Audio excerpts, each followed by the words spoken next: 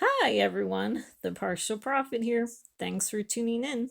So I wanted to remind you that we know in part and we prophesy in part, and then when Jesus comes, we will see fully. Okay, so this video is the May-June of 2026 prophecy update, covering up through June 14th, because that's the date today. And I also am saying that this video is including what I'm calling the birthday prophecies. So I've been seeing these things, and um, I mean, it could just be wishful thinking, but it remains to be seen. But I'm thinking maybe tonight could be a turning point. Um, and I'll explain why when we get to that. Um, and so I started out with, I put April 30th, Iran's 14-point new proposal, because I wanted to remind you that we have been going back and forth about this with this, peace proposal or ceasefire proposal or memo of understanding between Iran and the U.S. like for quite a while. And actually, the dates in April that are kind of important are so actually, there was a ceasefire that started April 7th um, um, in the United States, or April 8th in Israel. It was started out being a 2-week ceasefire, and it got extended. Um, but then since then it's been, they've been trying to hash out the either a ceasefire or a peace proposal or a memo of understanding, MOU. And so it's been going on for a while now, back and forth. Okay. Um, and so that's kind of where we left off in April. And then so other events in May is on May 4th, we had Trump calling for a 5/15, the May 15th Shabbat. And so we see Trump doing religious slash spiritual type things, acting like some kind of religious leader. And my big complaints, I would have liked to have done a slide for this one, for the Shabbat, to list what Trump had said. But he started out by calling on Jewish people. And I think the idea was to kind of have them praying about this peace process.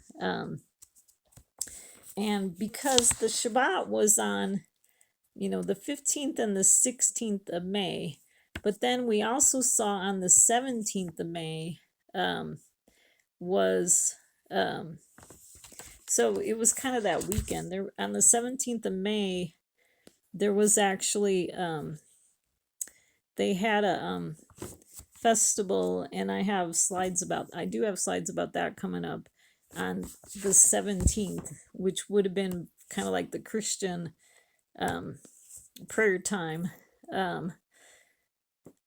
So I think maybe he was seeing this weekend as like, let's get everyone praying for my peace proposal. But my big complaint about the Shabbat, Trump's call for the Shabbat, was that he was not only just calling for the Jewish people to observe the Shabbat, but he was calling on all faiths to observe the Shabbat any way they observe their particular faith. So it's kind of a desecration of God's set apart anointed Shabbat. Okay, if you ask me. So that was one of the things I had a big problem with.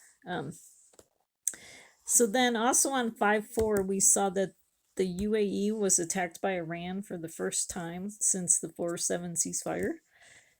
On 5/4, the Supreme Court restored access to abortion drugs via mail till 5/11. Then it was actually extended even after that.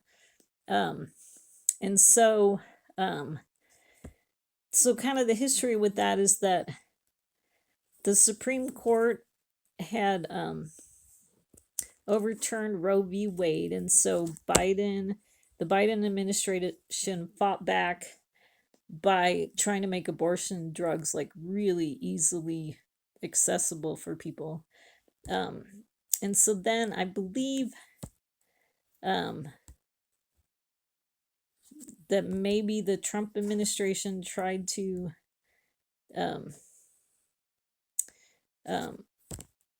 kind of fight back about the abortion drugs via mail. Like, actually, I don't, it might not have been the Trump administration. It might have been, I think it might have been a state that was, yeah. Actually, now that I think about it, it was a state that was put in this lawsuit. So it ended up going up to the Supreme Court. Anyways, so it's sad to see that they restored the access to the abortion drugs, and so that was sad via mail. Because there's something with it has something to do with the cross state line mailing of abortion drugs. So sorry I don't have better information about that, but that's what's going on with that. And then also on 5/4, we saw Trump tried to launch Project Freedom for one day. But then, I believe he had other Arab nations ask him to shut it down until they can get kind of this peace deal going on. And so it only lasted for a day. Project Freedom paused to see if deal with Iran can be reached, and that was mainly due to Saudi Arabia's influence request. It was their request. And then on 5/5, Trump-backed candidates win big in 2 state primaries in Indiana and Ohio. So that's the other thing that's been going on too. A lot of primaries. Okay, state primaries. And then on 5/6, these people put up this golden statue of Trump at the Doral Golf Course. I got slides for that one. On 5/6, we see redistricting gaining more momentum in South Carolina, Alabama, Tennessee, Louisiana, and Florida. So we've seen a lot of that. That's been happening a lot, where lines are being redrawn for various districts. By both Republicans and Democrats to try to gain more seats in the House or the Senate. On 5/7, Joni Lamb died. So we actually had 3 major religious leaders die. And I kind of think, with Joni Lamb, it happened, I was thinking it happened on the National Day of Prayer. That's funny, because I was thinking, for some reason, I was thinking it happened during Passover, so I thought it was a picture of, I know why. It happened, what would be during the time frame of the second Passover. So I thought it was a picture of God kind of like cleaning the leavening from the house. But since then, I've really been thinking about, I think some of these big people dying, I think it's kind of a test for the people left behind to see what they are going to do, how they're going to respond, and to see if they change their ways, repent and change their ways at all. And I don't think we've seen that with Joni Lamb's daughters at all. So because it seems like they're just continuing to carry on the same stuff that Joni Lamb did when she was alive, which was a lot of worldly stuff and some like kind of like uh, hidden sexual abuse stuff and things like that. So that's what happened with that. On 5/7, the Trump administration put new sanctions on Cuba. So it's actually been kind of interesting that um, even though Trump's dealing with Iran, like he's he's still wanting to, I don't know, bother Cuba. Like, how many countries can we deal with, all at the same time? But I kind of think with this Cuba thing, it kind of connects Trump a little bit to John F. Kennedy, is what I'm wondering about that. Um, so that's Cuba. Okay, so then on 5/10, Trump calls Iran's response to latest U.S. peace proposal totally unacceptable. Okay, so just you'll hear the kind of the back and forth again. Okay, on 5/11, Trump was considering Venezuela as a 51st state by annexing it. So he definitely has um, the leaning of, just the conquerors of the past, of just having to want to have more land. Okay. I mean, he's definitely not a president type, you know. So, okay, so this is the okay, so this is the golden statue. Today, okay, so this is Pastor Mark Burns. And he said, today at Trump National Doral, Miami, history was made. I was deeply honored to lead the dedication event for President Donald J. Trump and the unveiling of the 20-foot statue created in his honor. This was far more than a ribbon cutting. It was a moment of gratitude, honor, and so I don't have the rest of that. And then let's see. So I think, I mean, I just took chunks out of the story. I didn't want to put the whole story in. But he wrote, I'm very close to the president, but I don't know anybody in my circle who worships or honors Donald Trump as a god or any kind of deity. Burns said, this is because I love you, I appreciate you, I honor you. Honor is not worship, honor is not idolatry. So sometimes if you have to really explicitly say you're not doing it, you could be doing it. So just definitely disturbing behavior. I mean, because I love a lot of people, I'm not running to put a golden statue up of them. So it's just really bizarre behavior. So, and then it says the president who made a career in real estate, putting his name on giant gilded buildings and other products, has welcomed monuments and blah, blah, blah. Don't have the rest of the story. Okay. So that was on May 6th, and I highlighted the 6th. Okay. And then I put in the Nebuchadnezzar story. Okay. Nebuchadnezzar the king, this is from Daniel 3, made an image of gold, the height of which was 60 cubits and its width 6 cubits. He set it, and so I highlighted the 6 there, 6 cubits. He set it up on the plain of Dura in the province of Babylon. Then Nebuchadnezzar the king sent word to assemble the satraps, the prefects, and the governors, the counselors, the treasurers, the judges, the magistrates, and all the rulers of the provinces to come to the dedication of the image that Nebuchadnezzar the king had set up. So I thought it was interesting, like how Dura in this Daniel story kind of sounds like Doral, Miami. So I thought that was kind of interesting. And it definitely was a dedication of this image. Okay.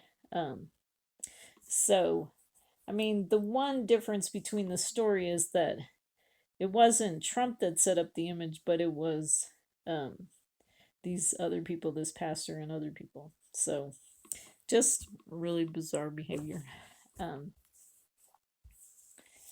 Okay, so continuing on in May, on May 12th, Trump said, I don't think about Americans' financial situation. we cannot let Iran have a nuclear weapon. Okay. So a lot of people weren't happy that he said he doesn't think about our financial situation. Um, um, and but Trump is showing that he's putting like his goal to get rid of Iran's nuclear weapons um like is being higher than the financial situation of Americans. um and I really think I really think a lot of people, a lot of the prophets on YouTube don't think we're living Ezekiel 38, but I do. And um um I believe that um so God tells the son of man to look at Gog of Magog. And so I think that could be a picture of God's telling Trump to look at Iran. And it looks in the chapter like it's Gog that's wanting to get some kind of spoil of war. But I actually believe that it's showing us Trump's motivation, because I believe that the whole reason why Trump did this Iran war is that he really wants Saudi Arabia in the Abrahamic Accords. Okay. So it's mostly about making this really big financial deal and system with all these Arab countries. Because there's a lot of money going on, with all these countries. But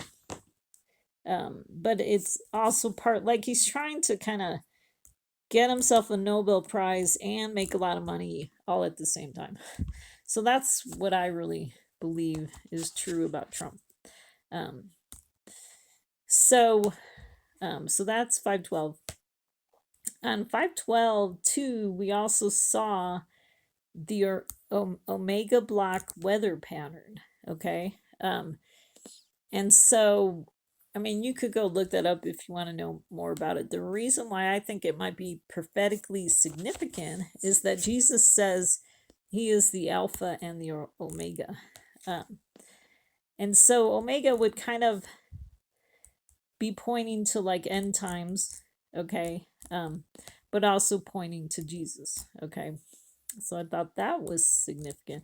But it's definitely it was definitely affecting our weather, where we had extremes on both sides of this Omega block. Whereas some people were getting really hot weather, I think other people were getting really rainy weather. So that was really interesting. So then on 513, an Indian cargo ship near Oman sank after being attacked. I don't know. It looks like I left out. I don't know if I left out more. Let me see if I could find this. Okay, after being attacked. Okay, well, I'm assuming it was attacked by Iran. So, like probably, because they were trying to get through the blockade. So that happened on 513. And then on 513, we also saw the Republicans put a $1 billion clause for security for new ballroom into the ICE and CBP funding legislation. And so a lot of that was driven by, how at the correspondence dinner there was a potential assassination attack on Trump. And so now, and even though Trump said that Americans wouldn't be paying, for the ballroom, all of a sudden now there's America. Well, the Republicans are trying to put the America on the line for $1 billion to add security features to this new ballroom, because they wanted to put a whole drone thing on the roof of the ballroom, and have just a lot of other security things attached to this ballroom. So that's that. Okay, so then I think a really important event in May was on from 5/13 to 5/15. That was Trump's visit to China with 17 CEOs. And it was really interesting because it was exactly 1 year after his trip to the Middle East. Okay. And so I do have a couple of slides about that. And then on 5/14, which is Israel's birthday, Trump was with Xi Jinping, can't say that word, at the Temple of Heaven. Okay, and I put that in quotes because some kind of interesting Chinese thing. And then, okay, so this 5/14 was really interesting, kind of what happened on 5/14. And then this on 5/14, the Supreme Court preserves nationwide access to abortion pill. Okay. So, I told you they extended it, and then now on 5/14 they actually made it official.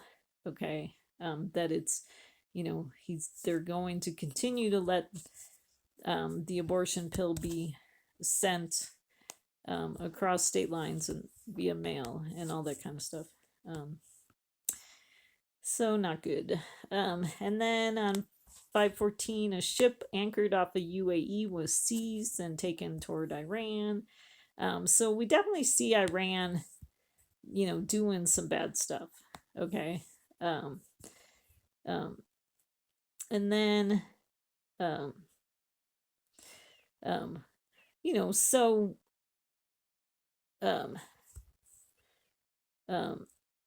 yeah, anyways, I was going to say too, I mean, maybe, God was also wanting spoils of war, but, Iran is definitely punishing people that try to pass their blockade. Then on 5/15, we saw the Pope signing the encyclical on AI that got released on 5/25. On 5/16, that was when James Robinson died at 82 years old. So another big spiritual leader. So he was a TV guy, and Joni Lamb was a TV religious person. I don't know what you call him. 5/16 was, like I said, Trump Shabbat. 5/15 to 5/16, and then on 5/17. Okay, so this was that evangelical thing that the Trump administration put on. They called it Rededicate 250. Okay, and so he's tying it into the nation's 250th birthday. So we're definitely seeing with Trump that there's not a lot of separation of church and state, that religion and politics and finances and everything's all kind of molded together with Trump. Okay. So that definitely makes him really a different type of president. And one of the things that happened after Rededicate 250 is that somebody vandalized the generators that caused a fuel spill, and this was like on the National Mall in DC. Okay, and then also on 5/17 we saw the UAE Seoul power plant was hit by 3 drones and a fire started. So one of the things with this war is that we've definitely been seeing really bad behavior with Iran attacking its neighbors and attacking power plants and things that they need to survive. Okay. So Iran is definitely trying to bring about the end of the world because they want their Mahdi to come. And so they think by causing chaos and, causing chaos and apocalypse, apocalypse, that they could bring the end of the world. So definitely a really bizarre belief system. And so that's what drives them too, okay? That's why they just keep going. Okay, so now this is a chart of Trump in China, like his schedule. And so on Wednesday, the 13th, he arrived in Beijing, and then he met with the Jinping, had meetings, attended a state banquet. There was lots of, what would you call it, a pageantry. I mean, they really welcomed him. And so much so that, like, some people kind of been talking about that they think something happened to Trump in China and that he's different.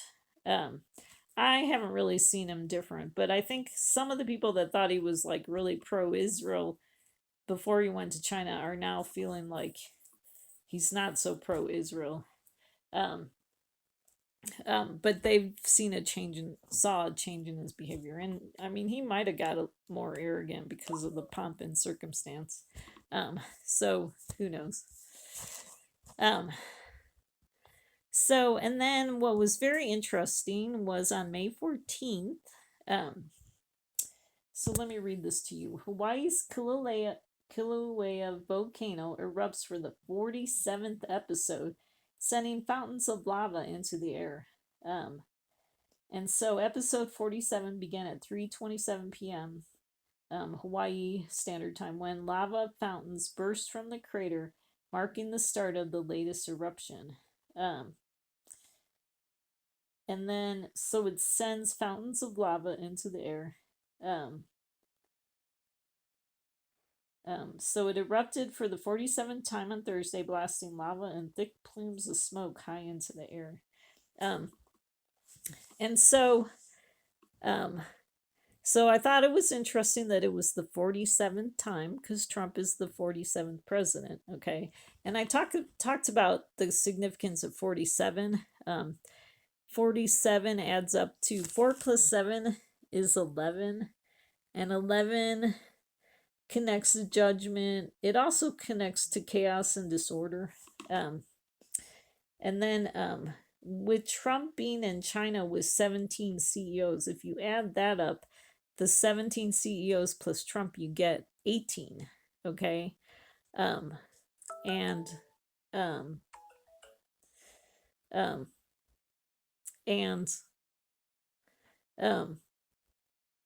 let's see, Trump in China with 17 CEOs. And so 18, I talk a lot about that number 18 because it shows up so much. But that 18 connects to the 666 because 6 plus 6 plus 6 adds up to 18. We see also in Revelation 18 that that's the fall of Babylon.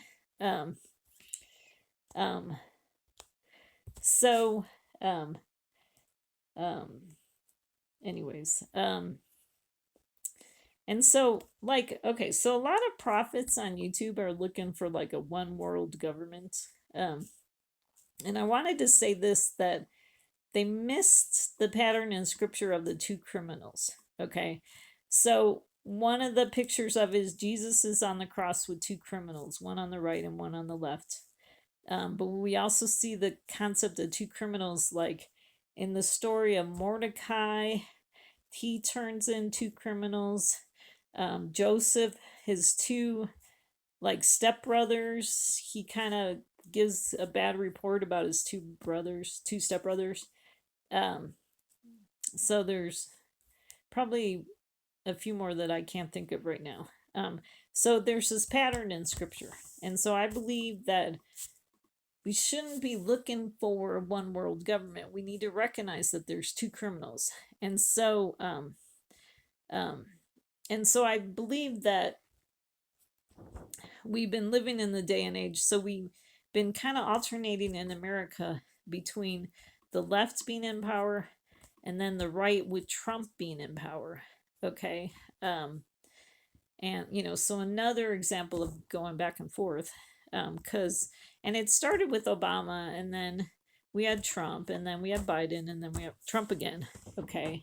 And so, Okay, don't need to be looking for a one world government to know that we're in the last days, but looking for these two criminals. Okay, and we see that with the left, and the left had a lot of power. Um, and it started with Obama, and then Biden carried on. His administration carried on a lot of the stuff that Obama had done, with the left's priorities. Okay, um, and then um, but we saw a repeat of that with Trump in his first term, did a bunch of stuff, and then when he came into his second term, um, he was able to just really hit the ground running because he kind of, he had practice from his first term, um, but I mean, I've talked a lot about this too. The Bible says don't go either left or right.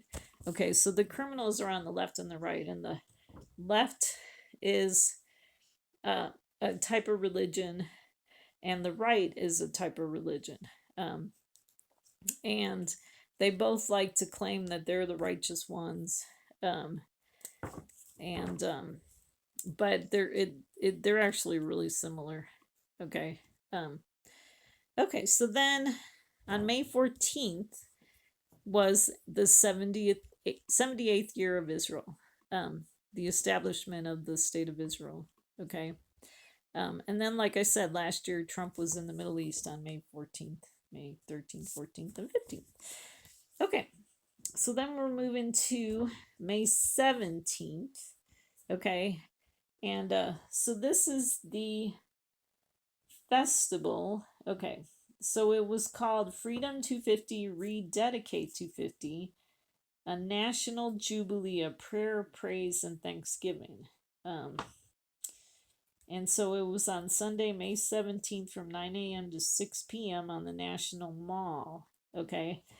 And so this is, and so they had a lot of the so they had this group of speakers. The ones that I will point out are like Franklin Graham, Pete Secretary Pete Hegseth, Speaker Mike Johnson. So even just looking at the speakers for this festival, you see kind of that blending of politics and religion. And then like there's this pastor Jonathan Falwell, which I'm wondering if he's Jerry Falwell's son. And then we had Eric Metaxas. So those are the people that I know about that stand out to me. But we see this picture of the stage, and it's got kind of this temple look to it, and you can see the Washington Monument in the background behind it. But it's definitely got a temple look to it. Okay. And so, all those people that are like waiting for a temple, to the temple to be rebuilt so the Antichrist can be in it. I think they're missing kind of the pictures that we're seeing with Trump and the things that he's doing. Because I talked about where I believe like both the countries of America and the countries of Israel are a type of temple. And then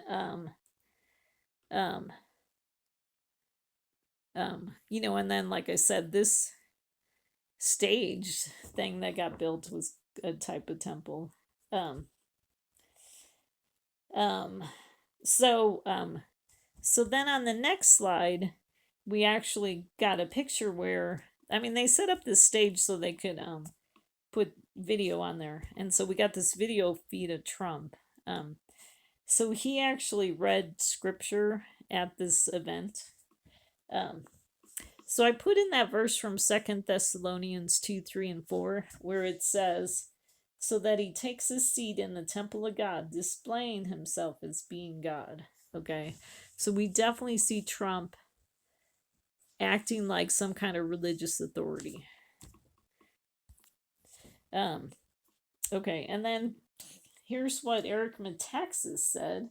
Okay, so speaker, which is Eric Metaxas, says God raised up Trump to build White House ballroom at National Prayer Event.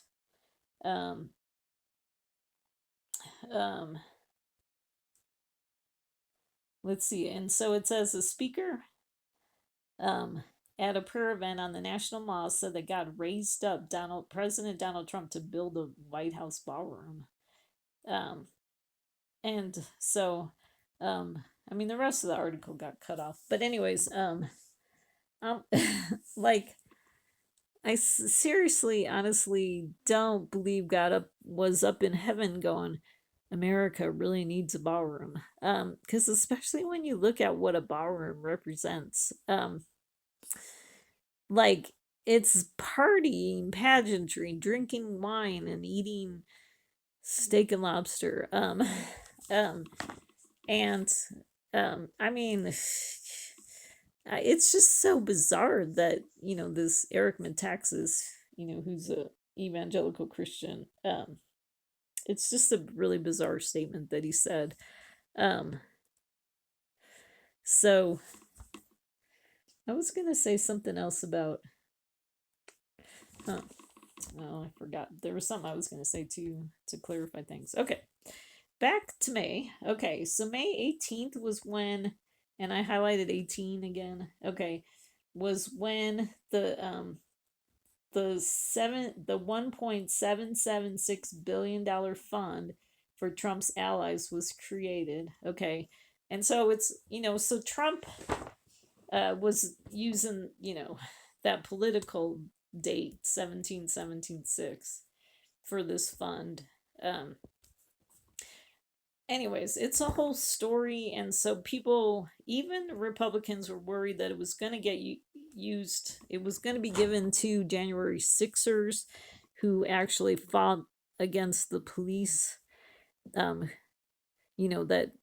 That committed violence against policemen on January 6th.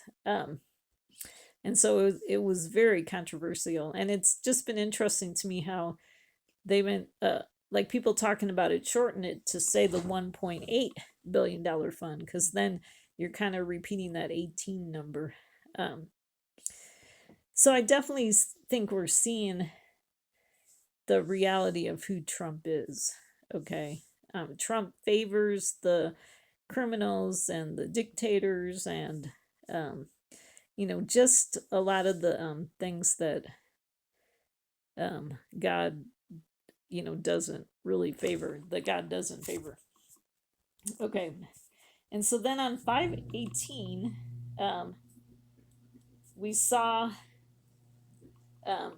the Ebola virus broke out in the Democratic Republic of Congo and Uganda, dozens killed. And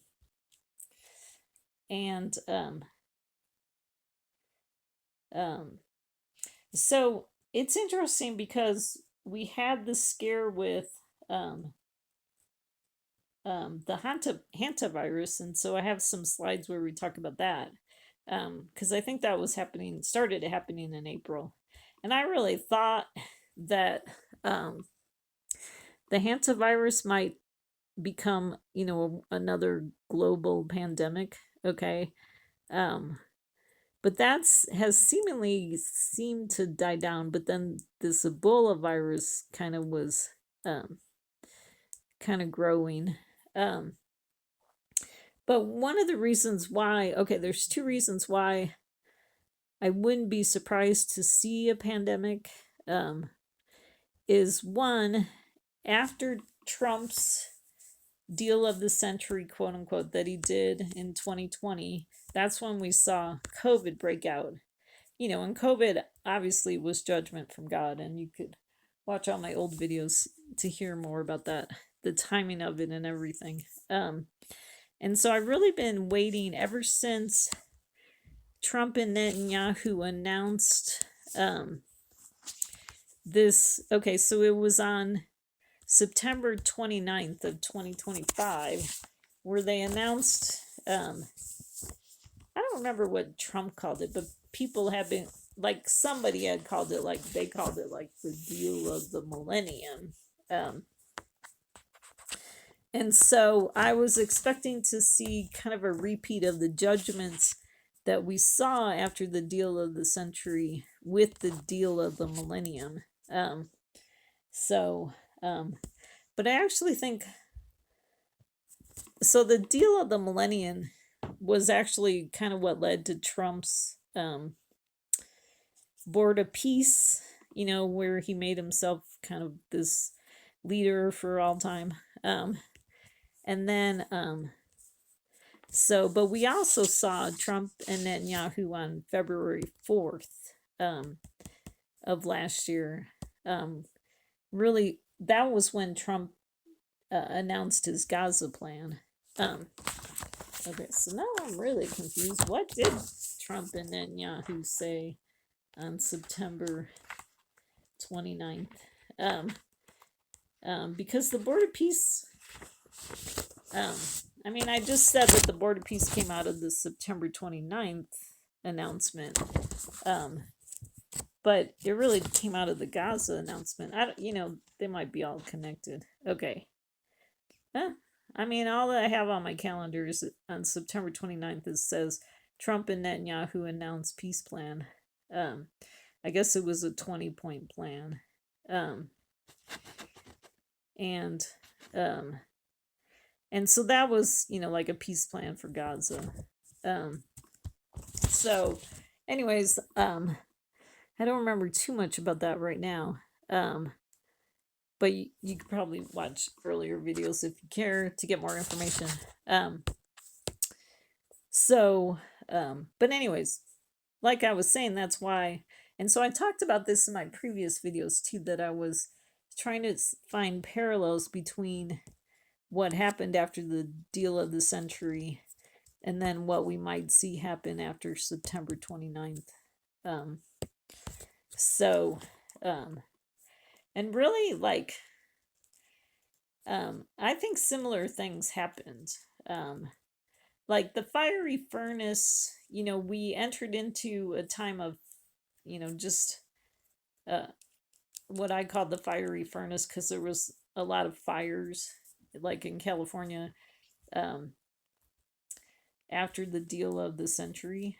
But like right after, it was like 3 days after 9/29. Let me think.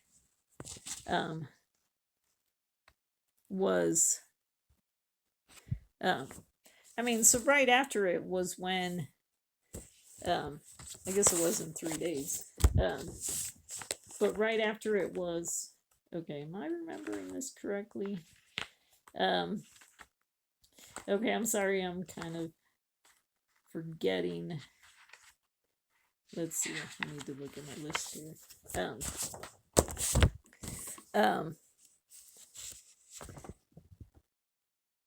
Oh, yeah, that's what happened. It was right after, so 9/29, they made the announcement, and then October 1st was the government shutdown. So we saw a repeat of like the shutdown thing. But then we definitely entered into a fiery furnace type phase with America and Israel fighting against Iran on February 28th.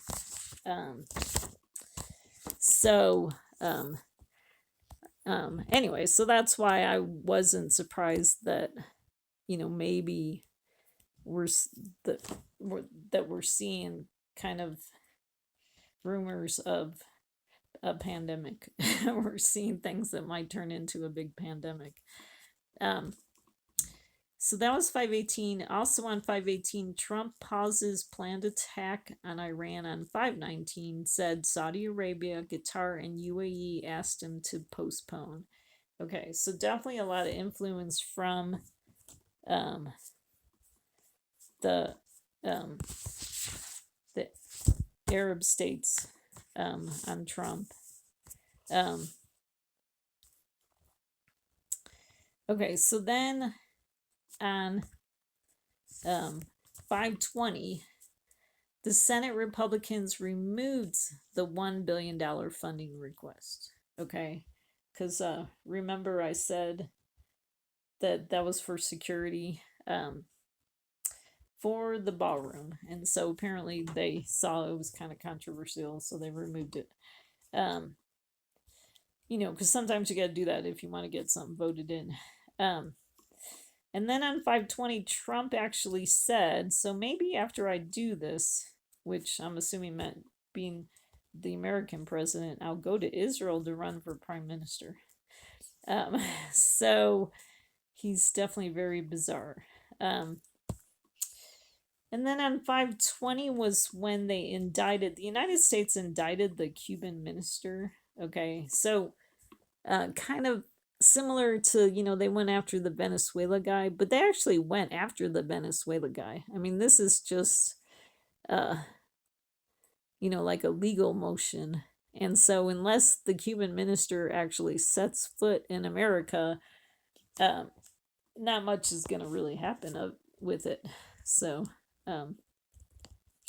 anyways, so then on five, and it's really bizarre to me too about how there's certain people that Trump see as bad, but then there's certain people that I see as bad that he doesn't see as bad. Like he thinks the Russian guy, Putin, is a good guy. Like and we saw Trump actually thought the North Korea guy was actually kind of a good guy. So Trump is just, it's just bizarre to me. Like it's always bizarre to me of the people that, like evil people pick and choose who they think are evil, and there's no consistency. And then because we've seen that with the left and the right, it's like the left was pro Ukraine in the war, but the right sometimes like tends to be more pro Russia with the war, like extreme right people.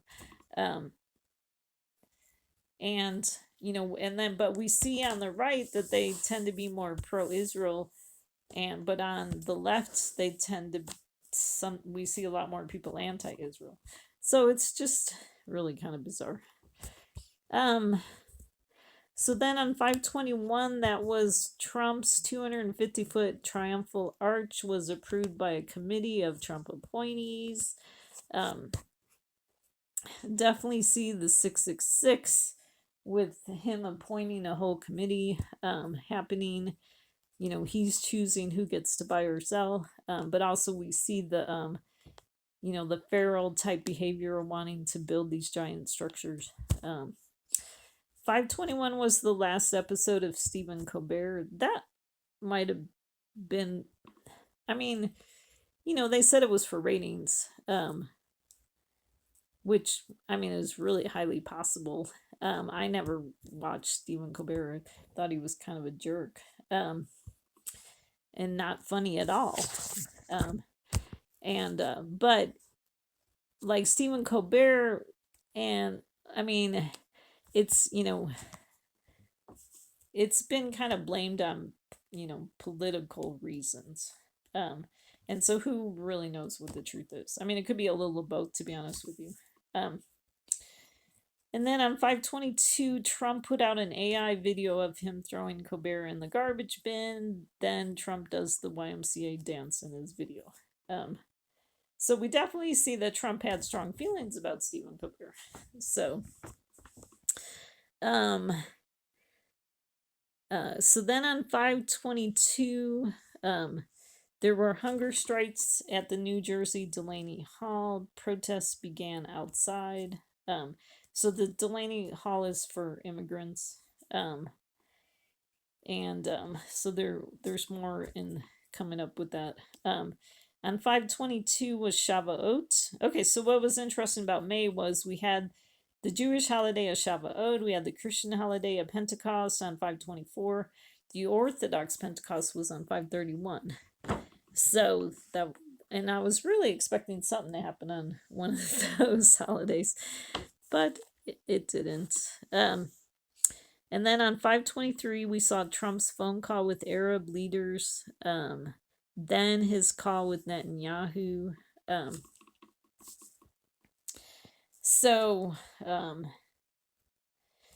happened on 523. On 523, that's when Trump says Iran deal largely negotiated.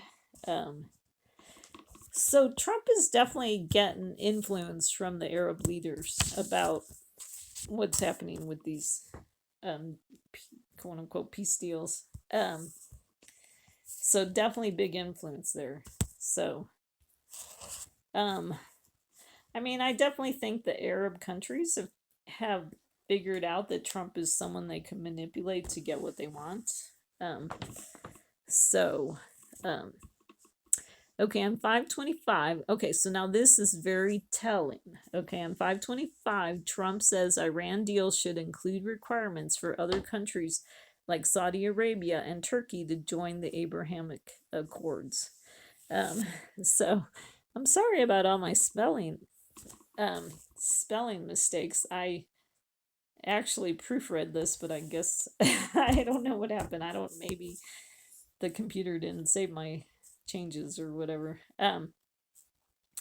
So anyways, so this is very significant. I mean, I think this definitely so this really shows you Trump's motivation for his whole reason for operating with Iran is he really wants Saudi Arabia and Turkey and other countries to join the Abrahamic Accords.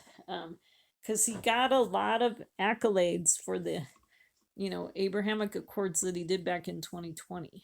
Okay. And so, I think he thinks if he could finish the job, then he definitely would be seen as, you know, deserving the Nobel Peace Prize. But like I said, also all the economic motivations.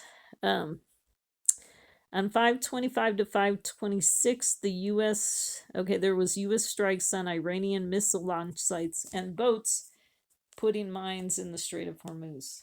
And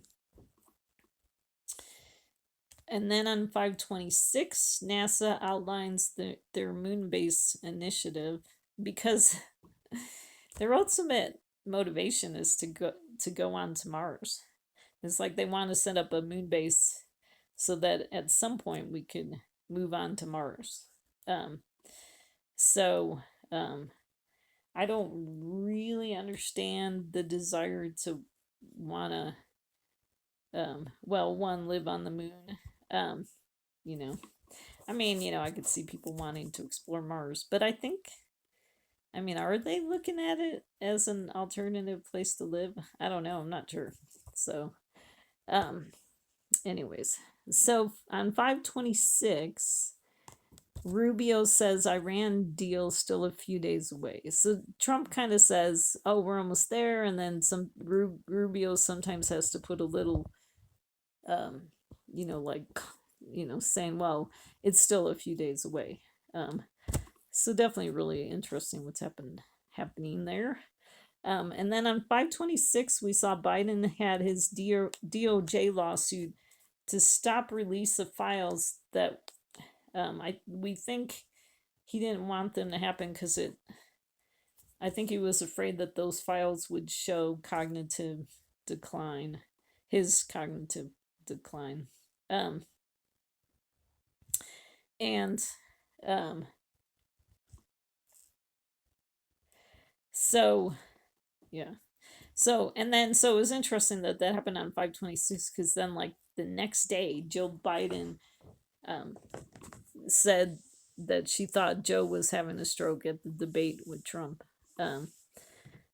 So anyway, so it's kind of interesting to just kind of in the short period of time that Biden's cognitive decline was kind of brought into question again, kind of sort of brought up again. So definitely interesting. On 527, Trump had an emergency cabinet meeting. On 527, we also saw oil prices fall 5%. So hopefully you bought some oil or gas, during that time.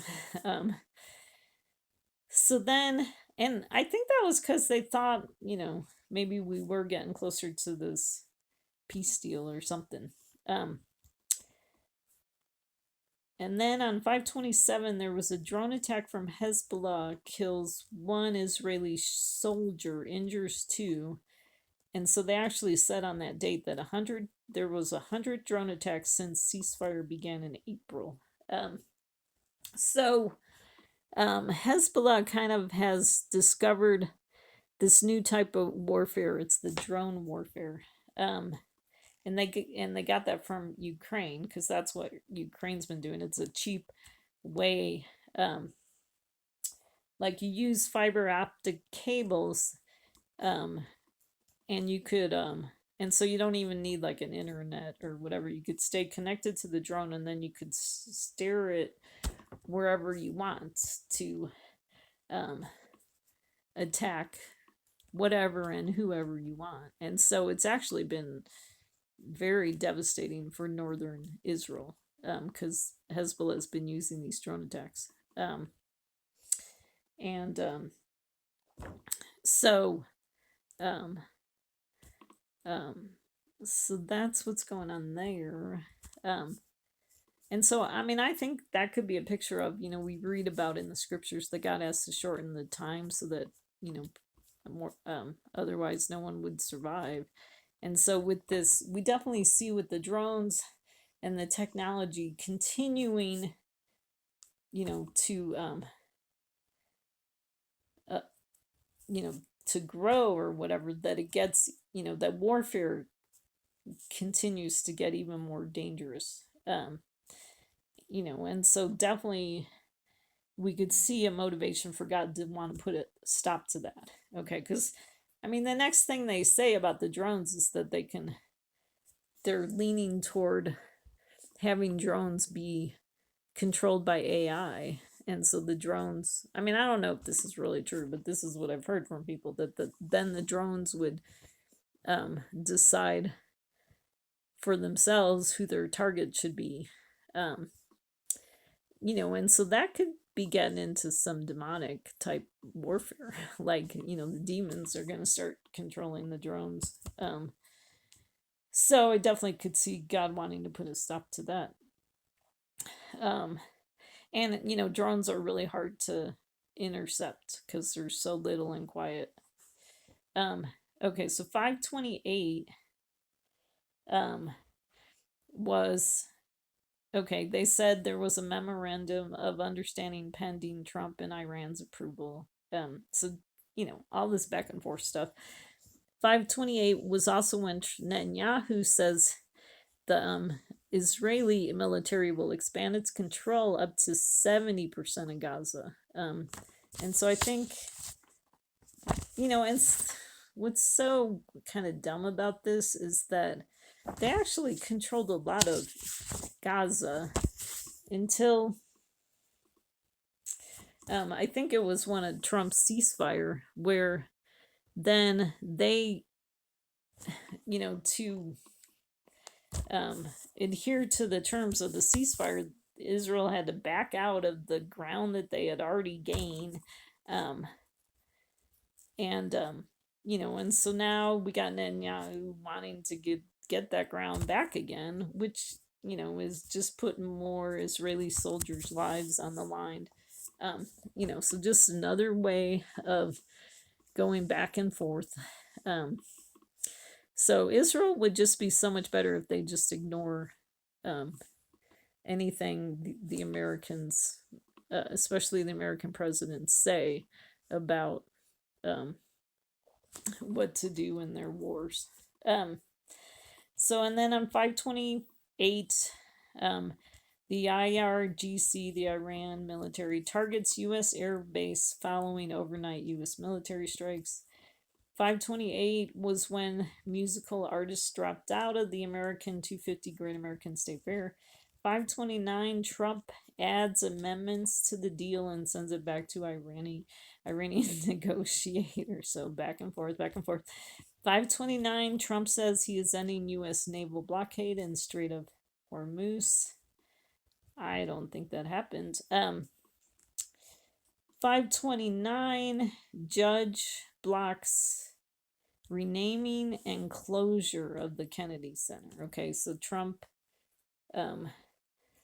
put his name on the Kennedy Center, and then Trump has been talking about closing the Kennedy Center for like a couple years, and they would actually gut out the middle of it to rebuild the whole thing. Anyways, so a judge actually blocked that, which is good. On 5:30 there was on 5:30 there was week-long protests that had been going on at that New Jersey ice facility that I mentioned on the last slide. Or where was that? Um, um, anyways, but the protests escalated, like especially over the weekend. Yeah.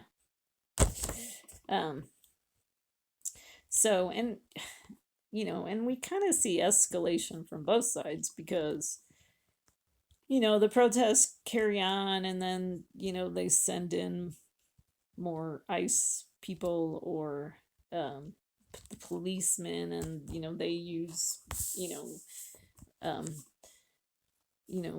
certain tactics which cause whatever, they use tear gas and things like that, so that kind of escalates everything. Anyways, just not a good situation. So but we definitely see just another way where we see this kind of the hints of the civil war that's coming up. Okay, and then on 5:30, once again the Omega blocking pattern over US for most of the week. On 5:31, Israel captured Lebanon's Beaufort Castle, which apparently got Iran really mad. On 5:31, the Newark mayor mandates curfew outside ICE facilities. So that's how they, try to deal with these escalating protests. Okay. So then,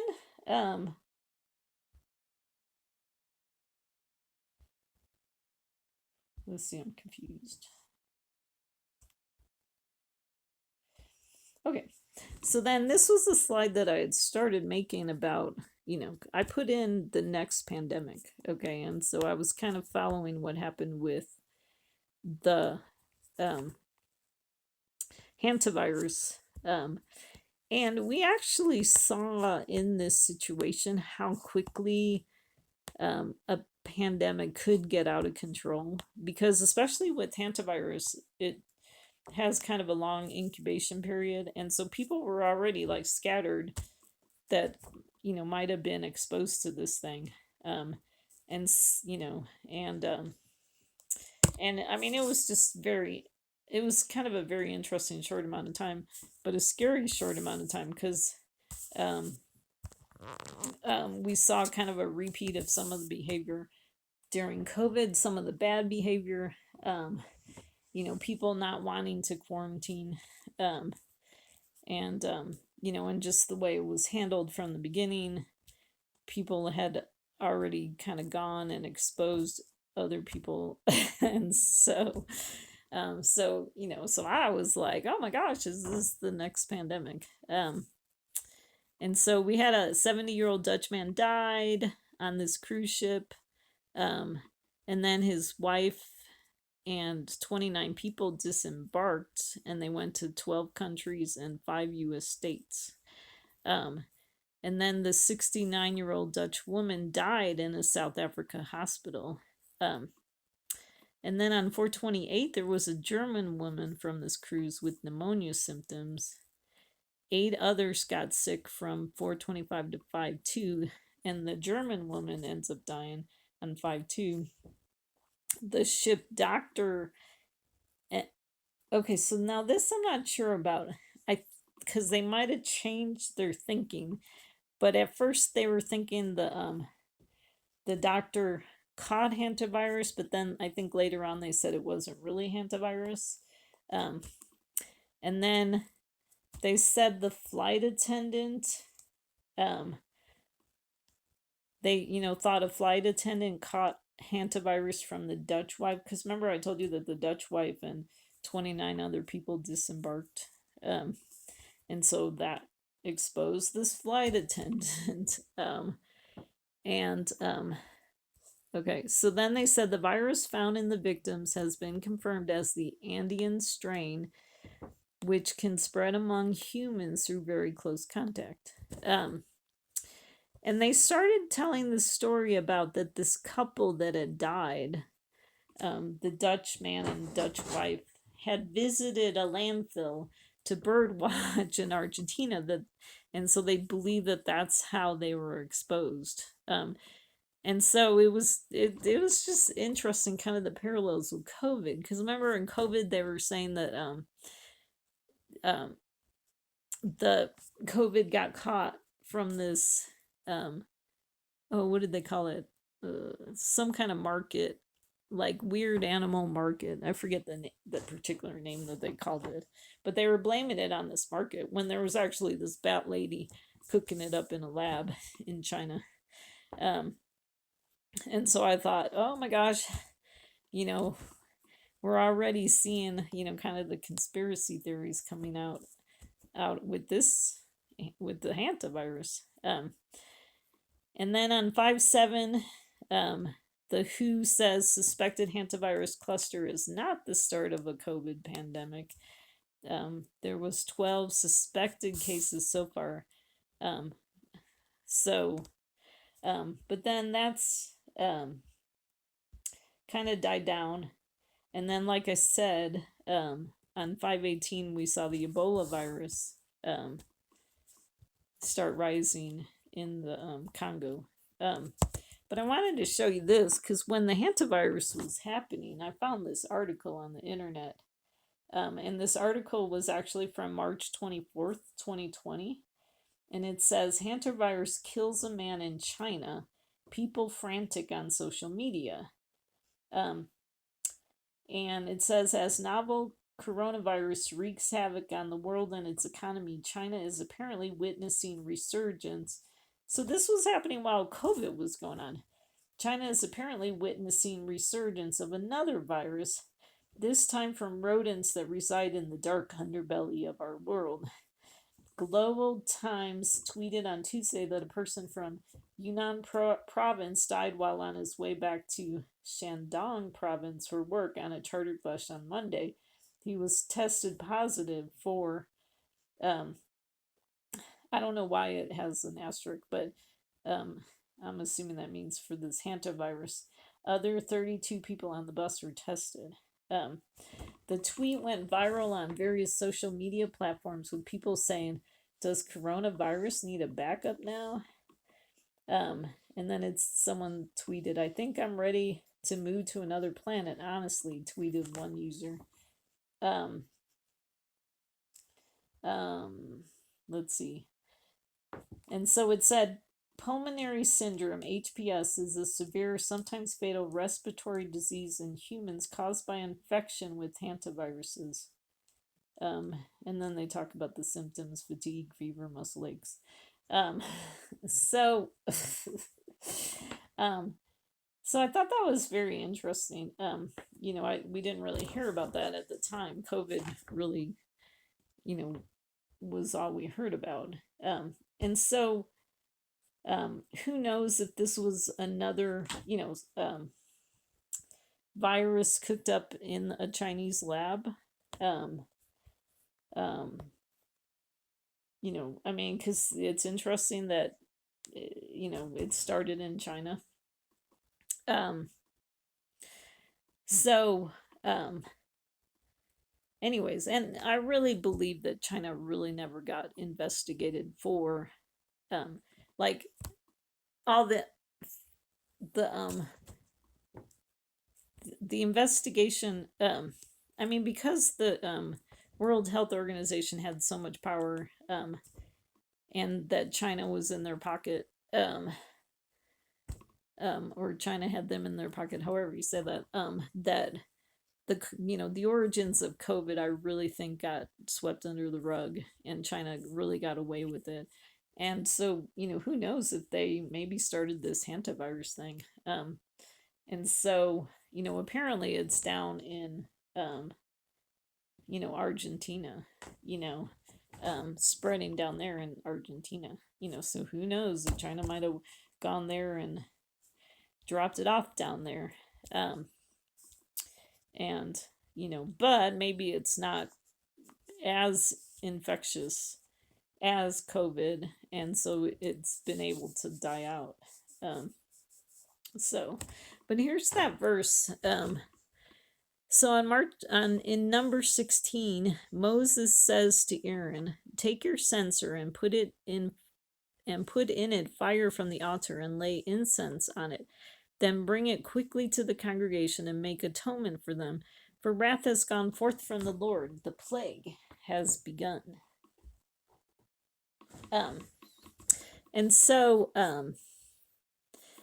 I see this as a messianic shadow of what Jesus is going to be doing. Okay. And so this story actually follows, in number 16, it follows the rebellion of the Israelis. And so this wrath started going, or, so God was angry at the Israelis, or not Israelis, it would be Israelites. So a plague, so God was angry, and so a plague started. Okay. And so then Aaron had to, bring a censer of fire, with, and put incense on it, to, shut down this plague. Okay. Which I believe that's what we're going to see Jesus be doing. Okay. That in the last days, there's going to be the start of a plague that Jesus is going to put an end to. That a plague is going to happen because of the rebellion of the people on earth. So there's more about the story that we'll get to. So I made a list of Trump's. Okay, this actually is not a complete list, but it's, I wanted to make a list of things that Trump has been doing that's been considered controversial, just so you can see kind of the, kind of what might be part of the foundation of this civil war coming up, that Trump's getting so many people mad. So we got his tariffs. He was bombing drug boats. He's still doing that, by the way. But I guess it didn't. There was a recent incident, and it didn't make my chart. Sorry about that. And then the war with Iran, the Strait of Hormuz blockade.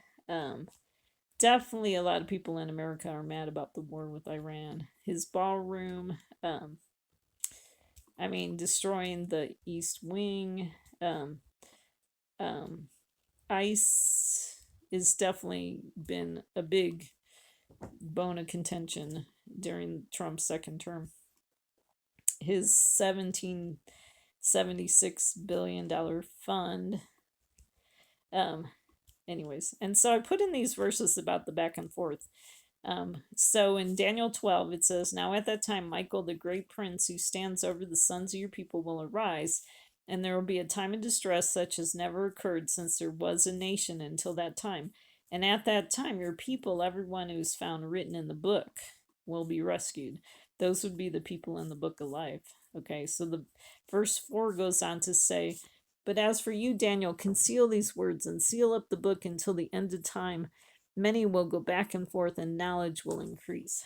And so, I believe this Michael is actually a prophetic shadow of first Netanyahu, because he returned first, okay, and then Trump, okay, because after Netanyahu got back in office, there was definitely a huge time of distress, but definitely after Trump returned for his second time of office, there was a huge time of distress, okay.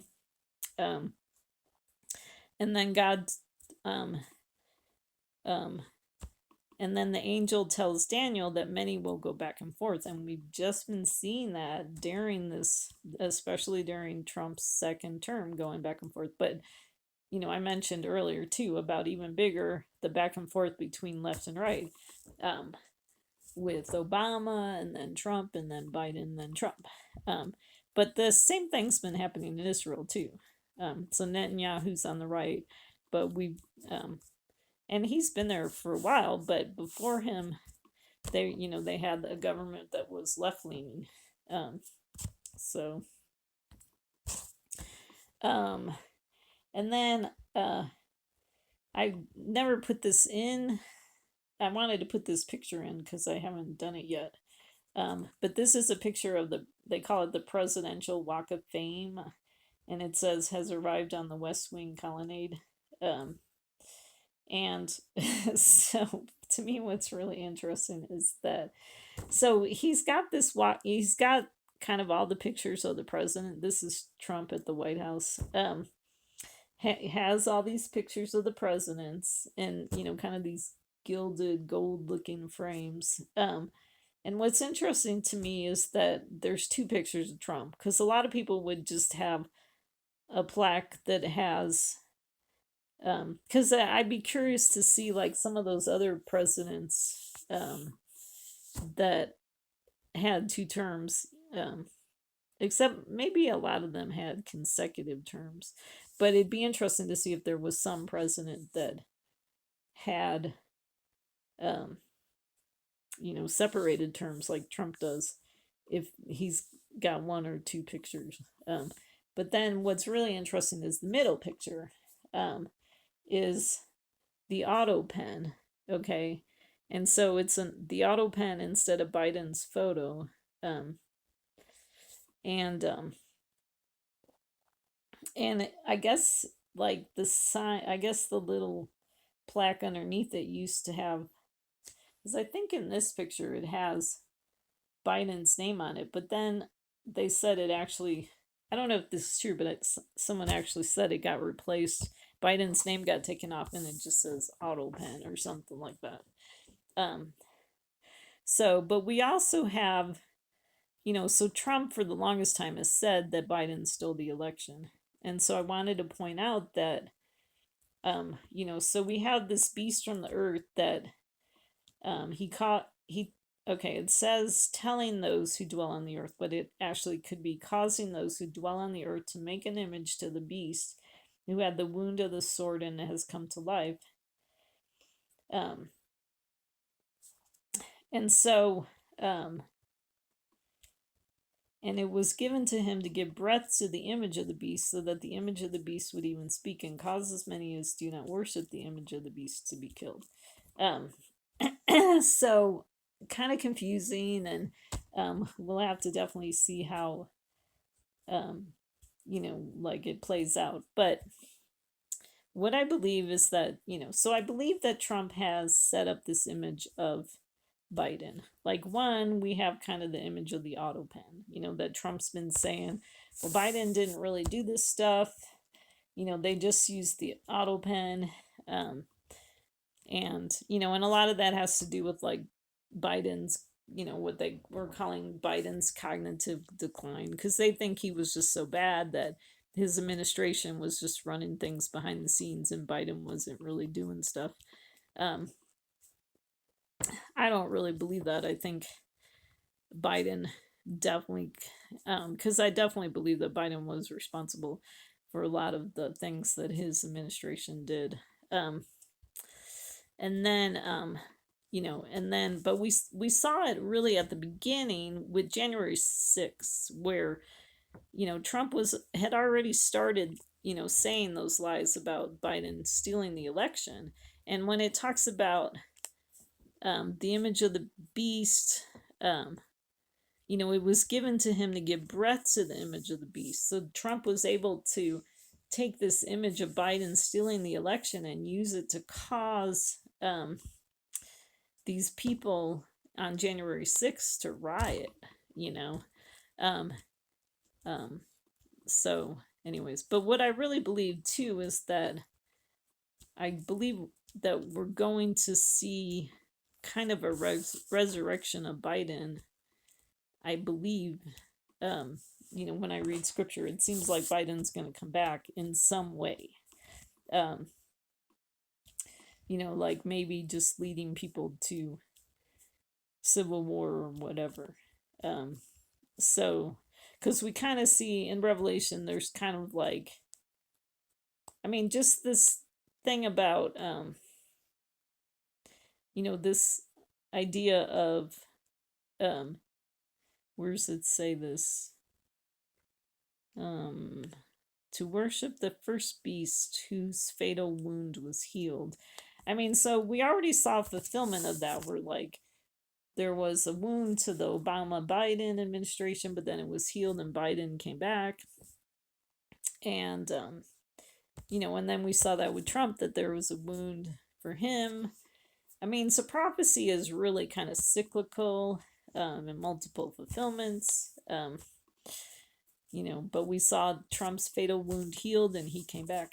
But I think there might be one more round where we'll either see Obama come back or Biden come back, or um, maybe the Pope or something like connected to the somehow connected to the Civil War. A re-rising of the left. So, anyways, okay. So, and I wanted to point this out to you too.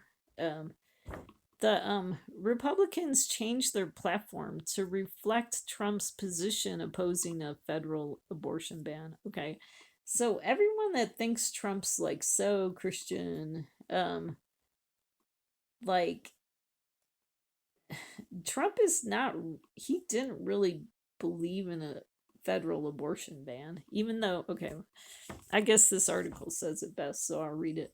The Republican National Committee moved Monday to adopt a party platform that reflects former President Donald Trump's position opposing a federal abortion ban and ceding limits to states, omitting the explicit basis for a national ban for the first time in 40 years. Okay, so the Republican Party, they wanted a national ban on abortion. I mean, they saw it as murder.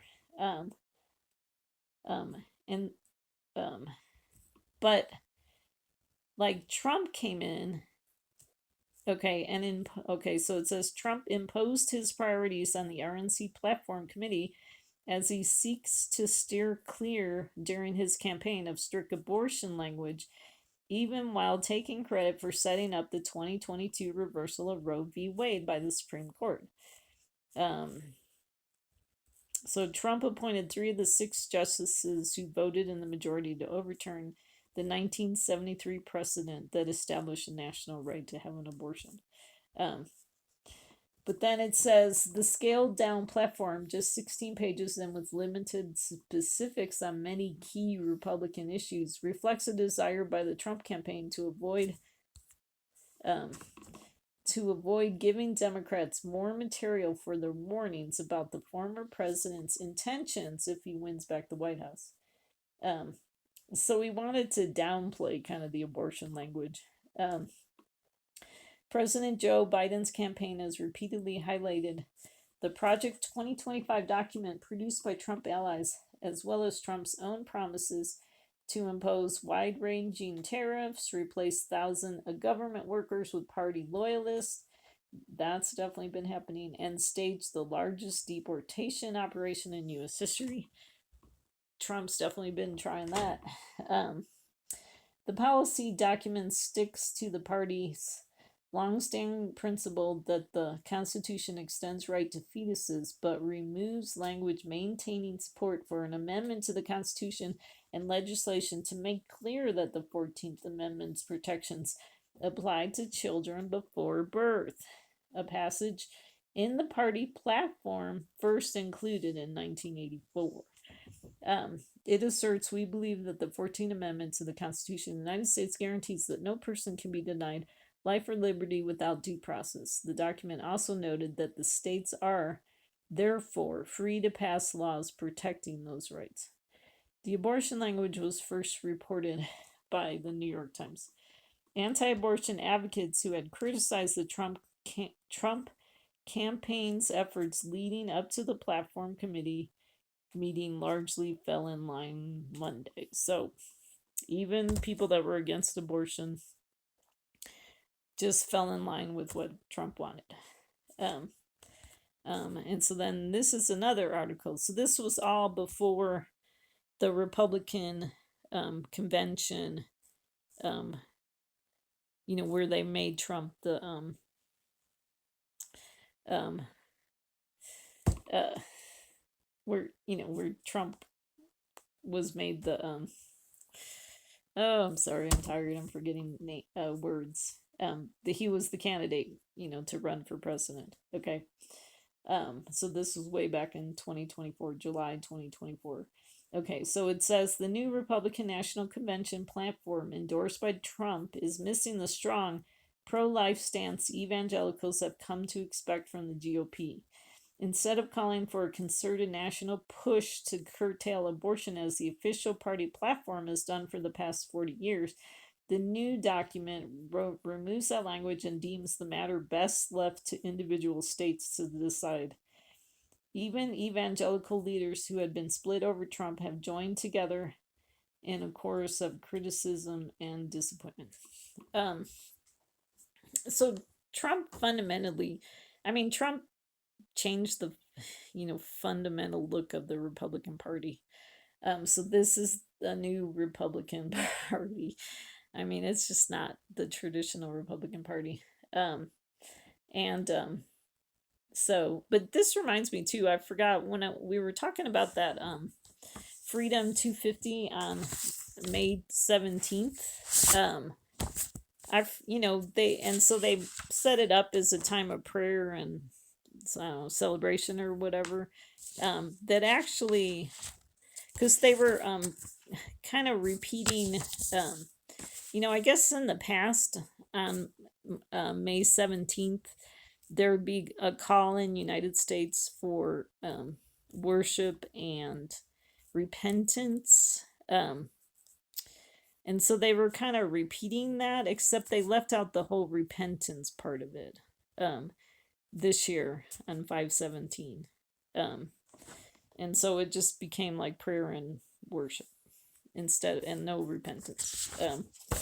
So we see Trump comes in and just kind of fundamentally changes what things look like. So this article continues, I guess. A moment when the abortion industry has been knocked on its heels is no time to shrink from a full-throated commitment to protecting preborn lives. Like, they were making progress getting rid of abortion, but then this whole thing with Trump happened. So this was the president of the Southern Baptist Convention Ethics and Religious Liberty Commission told Politico. He wrote for Religion News Service that Republicans' actions suggest they see abortion as too politically fraught and prefer to run from a defense of the sanctity of life altogether. So it was more important that they win than to protect life. Okay, and then I thought this was a good chart that someone came up with, and they said Trump puts his face on everything in second term. So they have the banner outside the DOJ, the banner outside the USDA, the National Parks Pass, the limited edition passport, the commemorative coin for America 250, and then his presidential library rendering. There's more. This does not have all of them in there. But definitely a good chart. Okay. So that brings us to June. Okay. And so starting on June 1st, so I'm calling it Days a Lot, okay? And what we saw on June 1st was the rainbow at the volcano explosion. And so that's the next slide. We'll talk about that when we get there. On 6/1, we also saw the Federal Appeal Court judges rule that Pentagon policy illegally banned transgender troops from military service. So very interesting that, okay, so you know how June is Gay Pride Month? And so it was interesting. And so Trump's administration, they were trying to ban transgender troops from military service. And then we had this federal appeals court um, said it was illegal to do that. And interesting, they did that on June 1st, Gay Pride Month. And so we're seeing definitely the days a lot. Um, and then on 6/1, we saw that Trump post that Iran really wants to make a deal at 1 a.m. But we saw Iran accusing the U.S. of ceasefire violation and halts ceasefire talks because of Israeli military action in Lebanon. Okay, so remember, Israel's fighting Lebanon because of Hezbollah, and there's Hezbollah sending these drones. And so Hezbollah is definitely a big threat for Israel. And so Israel's fighting with them, but then Trump's really wanting this deal. So what we saw was that on 6/1, Trump, so Iran is getting mad at what's happening in Lebanon. It's kind of this really weird triangle that's been happening. And so then Trump and Netanyahu has this phone call where Trump yells and swears and he makes Israel stop fighting in Lebanon. Okay. Because to Trump, his main goal is to get this peace plan through with Iran. Okay. He doesn't care that things are dangerous in northern Israel. And then on 6/2, Joe Biden's memoir came out, View from the East Wing, which definitely is really interesting. Because remember, the East Wing is what Trump tore down, and that's where the first ladies used to have their offices. So definitely interesting. Okay, and then on 6/2 in Iowa, Representative Randy Feenstra lost the GOP primary for governor despite Trump's last-minute endorsement. So I didn't know if are we starting to see Trump kind of slipping. We'll see what happens. Okay, and then on 6/2, the WMO, that's some weather thing, confirmed the onset of El Nino. So that's interesting to me too, because so we had the Omega weather pattern, but El Nino, I mean, it stands for the like Christ child, and so interesting that we're seeing El Nino kind of return. So because the Gospels talk about that they'll see the sign of the Son of Man, before he returns. So maybe this is one of the signs of the Son of Man. And then on 6/2, it says Acting Attorney General Todd Blanche said Trump administration is scrapping 1.8 billion fund meant to compensate president's allies. So they ended up scrapping it, but the Democrats are nervous that it's still going to pop up. And Trump actually said in his interview after this that he still wants it to happen.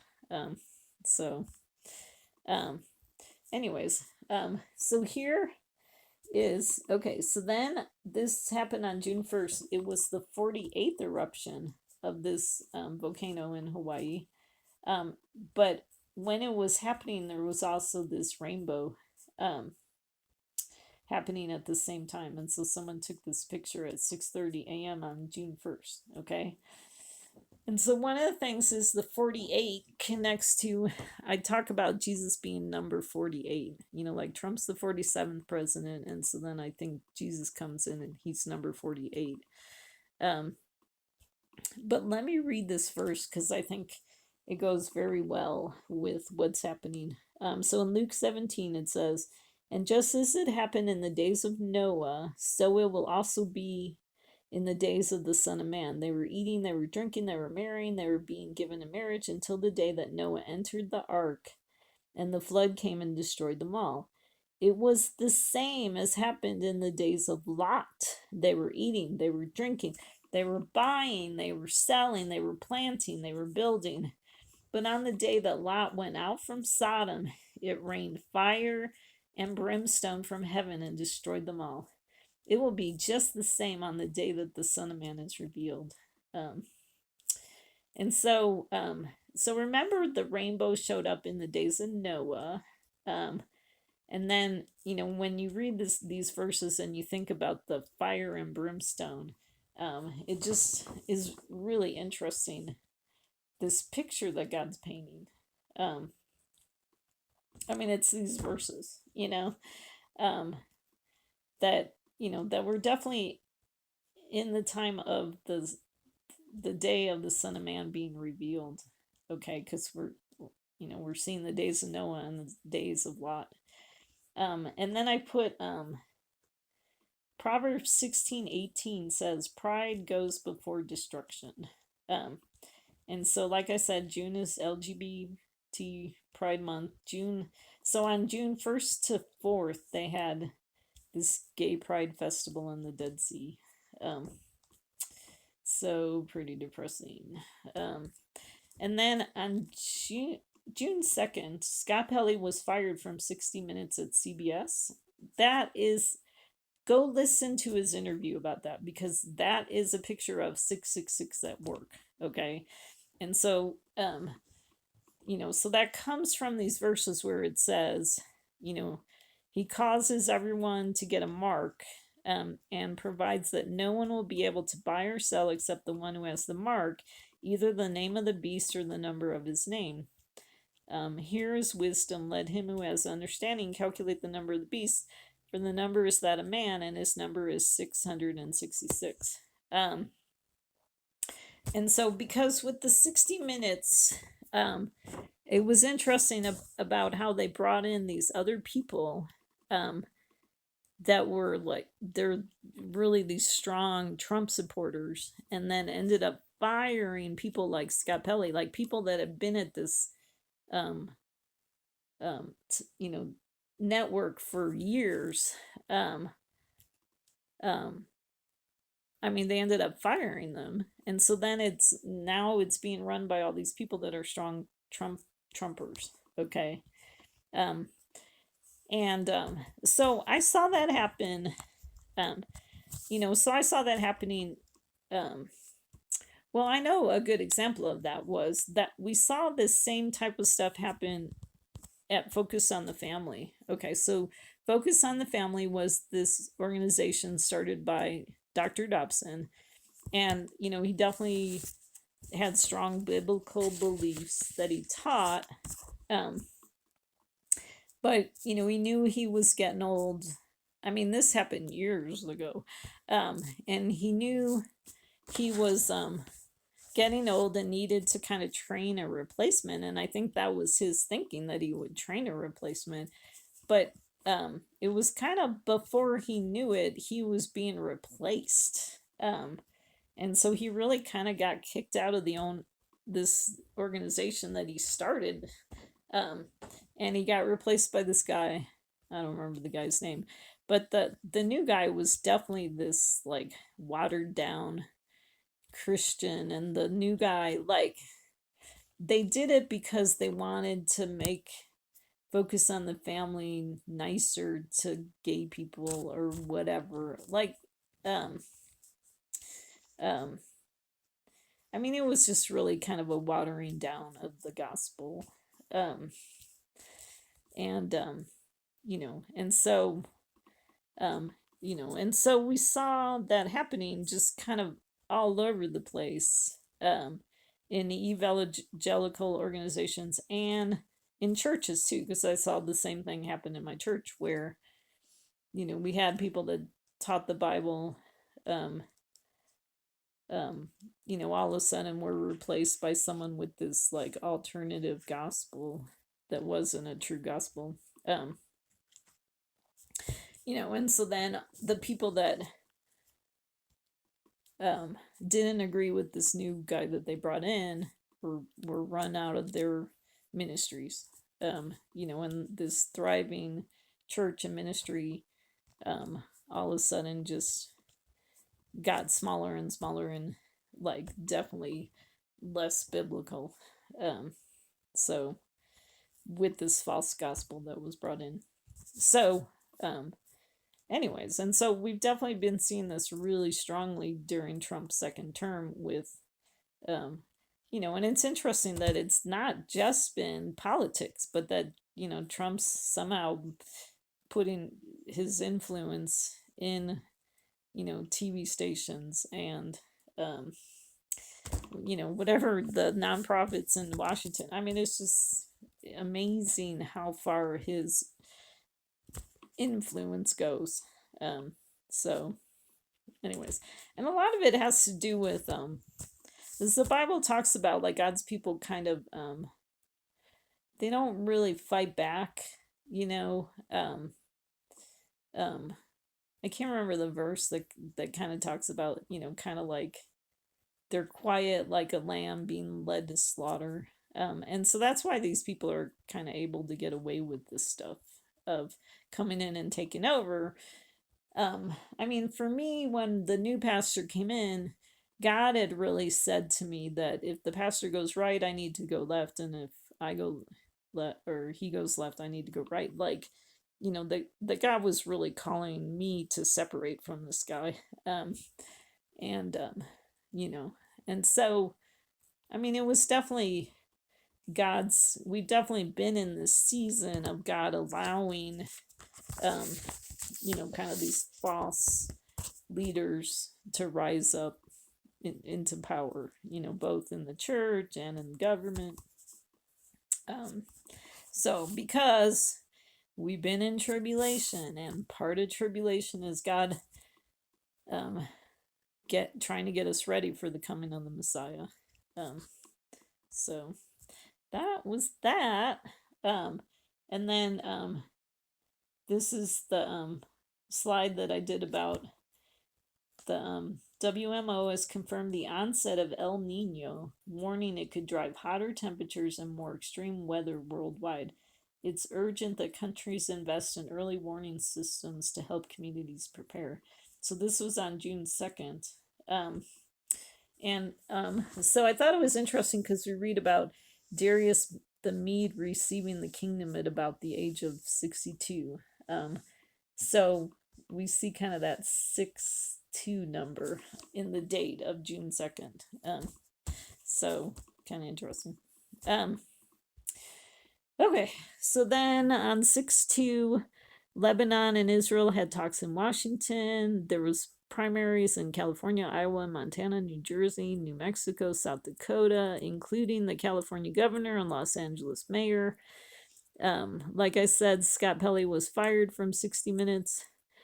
On 6-3,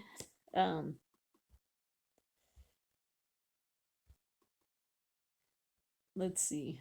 On 6-3 was the second day of talks with Israel, and Israel and Lebanon agreed to renew the ceasefire that was already kind of there. And then on 6-3 was the final code of protection on the reflecting pool in DC. Also on June 3rd, Trump says White House UFC arena could be permanent. Have a slide about that. On 6-3, Trump says Israel would not exist without him. Have an article about that. 6-3, Iranian drones hit Kuwait airport. Bahrain intercepts Iranian drones and missiles. So we see Iran striking out again. 6-3, the House passes the War Powers vote 215 to 208 with 4 Republicans. So we're starting to see the Republicans starting to cross party lines, kind of, that would force Trump to end the war with Iran without congressional authorization. That if he doesn't have congressional authorization, he needs to end the war. And so, but who knows what it will do in the Senate, and I don't think you could get Trump to sign it, so I don't know what would really happen with that. On 6-3, because you probably need a lot of votes to pass it without Trump's signature. On 6-3, there was a shooting outside Northern California high school graduation ceremony. 1 killed, 3 injured. Just a lot of bad stuff going on. On 6-3, there was 3 solar flares within 24 hours. So maybe another sign of the Son of Man. Okay, so here's that article. Trump says there would be no Israel if not for him after clash with Netanyahu. Donald Trump has claimed that there would be no Israel if not for him, as he denied he had been tricked into the ongoing conflict with Iran. So a lot of people were blaming Israel for Trump getting into the Iran war. And they think like Netanyahu pushed him or, said some lies to him or tricked him somehow. But Trump says that that's not true. The US president and Netanyahu recently had a furious call over the war, according to an Axios report, with Trump said to have called his counterpart crazy. Okay, so remember, everyone up to this point has been saying Trump's such a big friend of Israel. Okay, well, so far he's only been a friend if Israel does what he wants to do, but now that they're starting to kind of go lean separate directions, Trump is not happy. In a wide-ranging interview with the conservative podcast Podforce One, released on Wednesday, Trump pushed back at suggestions he had been maneuvered into starting the war 3 months ago. I'm the one that started it, the president insisted. I started it because we can't let them have a nuclear weapon. And I would insert in there that because Saudi Arabia said they won't join the Abrahamic Accords if Iran has a nuclear weapon. But back to what Trump was saying, if there wasn't me, there would be no Israel right now. So stealing the glory from God for keeping Israel alive. There's some really good verse that I wish I could remember and stick it in right now there. Okay. During the interview, the president was asked directly about the call with Netanyahu and whether reports of the ill-tempered exchange were accurate. Axios reported that you had a phone call with Bibi Netanyahu, the Prime Minister of Israel, in which you're angry with him. Miranda Devine said before detailing the claims. You said, "Are you swearwood crazy? What are you swearwood doing? I helped you stay out of jail. Is that true? Did you speak to him in those terms?" Okay, so they're talking about the 6-1 phone call that Trump had with Netanyahu. Trump responded, "I did. I wouldn't say angry. I was a little bit perturbed." So I guess when Trump's a little bit perturbed, he swears. But he sounds really angry, doesn't he? I was a little bit perturbed at his constantly fighting with Lebanon. Okay, so Trump does not understand why Israel needs to fight with Lebanon. At some point I said, "Bibi, you got to stop this. You got to stop it." But he insisted that the pair remain cordial. "We have a very good relationship," Trump added. "I like him a lot. I've worked very well with him." The president's latest remarks come as U.S. and Iran exchange fresh strikes in the region on Wednesday, with discussions on a ceasefire agreement appearing to have reached a stalemate. Iran has insisted that any ceasefire deal is applied to Lebanon, where fighting between Israel and Hezbollah has continued. So it's interesting because I think Iran is wanting to try to throw another glitch. Like, Iran doesn't really want to make a deal, okay? But they can blame it on Israel, like everyone always blames everything on Israel, of fighting in Lebanon, as to why Iran hasn't signed the ceasefire agreement. And I think that's happened this morning too, that once again there was exchanges between Israel and Hezbollah, and Iran's using it to forestall this peace signing thing again. That Trump would have loved to have had happen on his birthday. Okay. So Trump insisted that Iran has agreed not to have a nuclear weapon in the interview, but said the regime could still change their mind. "I did have to say we have to do something about Iran because regardless of how well we're doing economically, we can't let them have a nuclear weapon. They've already agreed they're not going to have a nuclear weapon. I mean, now they can change their mind, but that was one of the things they've had to agree. They've agreed to that. That was the big thing." And I mean, we saw with the Obama's JCPOA that they said they weren't going to have a nuclear weapon, but then they just broke the deal left and right. Um, and so it's so weird that like Trump's kind of like repeating what Obama did. Okay. Trump also said that new Supreme Leader Khamenei, well, I can't say his first name, has been involved in discussions with the U.S. and that he is giving his approval in talks. He added that he will probably meet with Khamenei at some point. The new Supreme Leader has not been seen in public since his father, Ayatollah Ali Khamenei, was killed in U.S.-Israeli airstrikes on February 28th.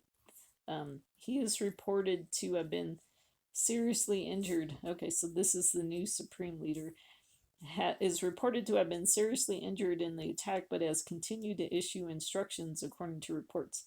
The lack of progress on a peace deal has led to fresh fears the region could be plunged into further chaos.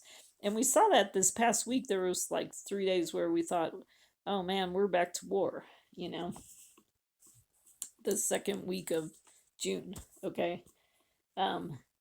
One person was killed and at least 63 were injured after an Iranian drone strike hit Kuwait International Airport on Wednesday, authorities said.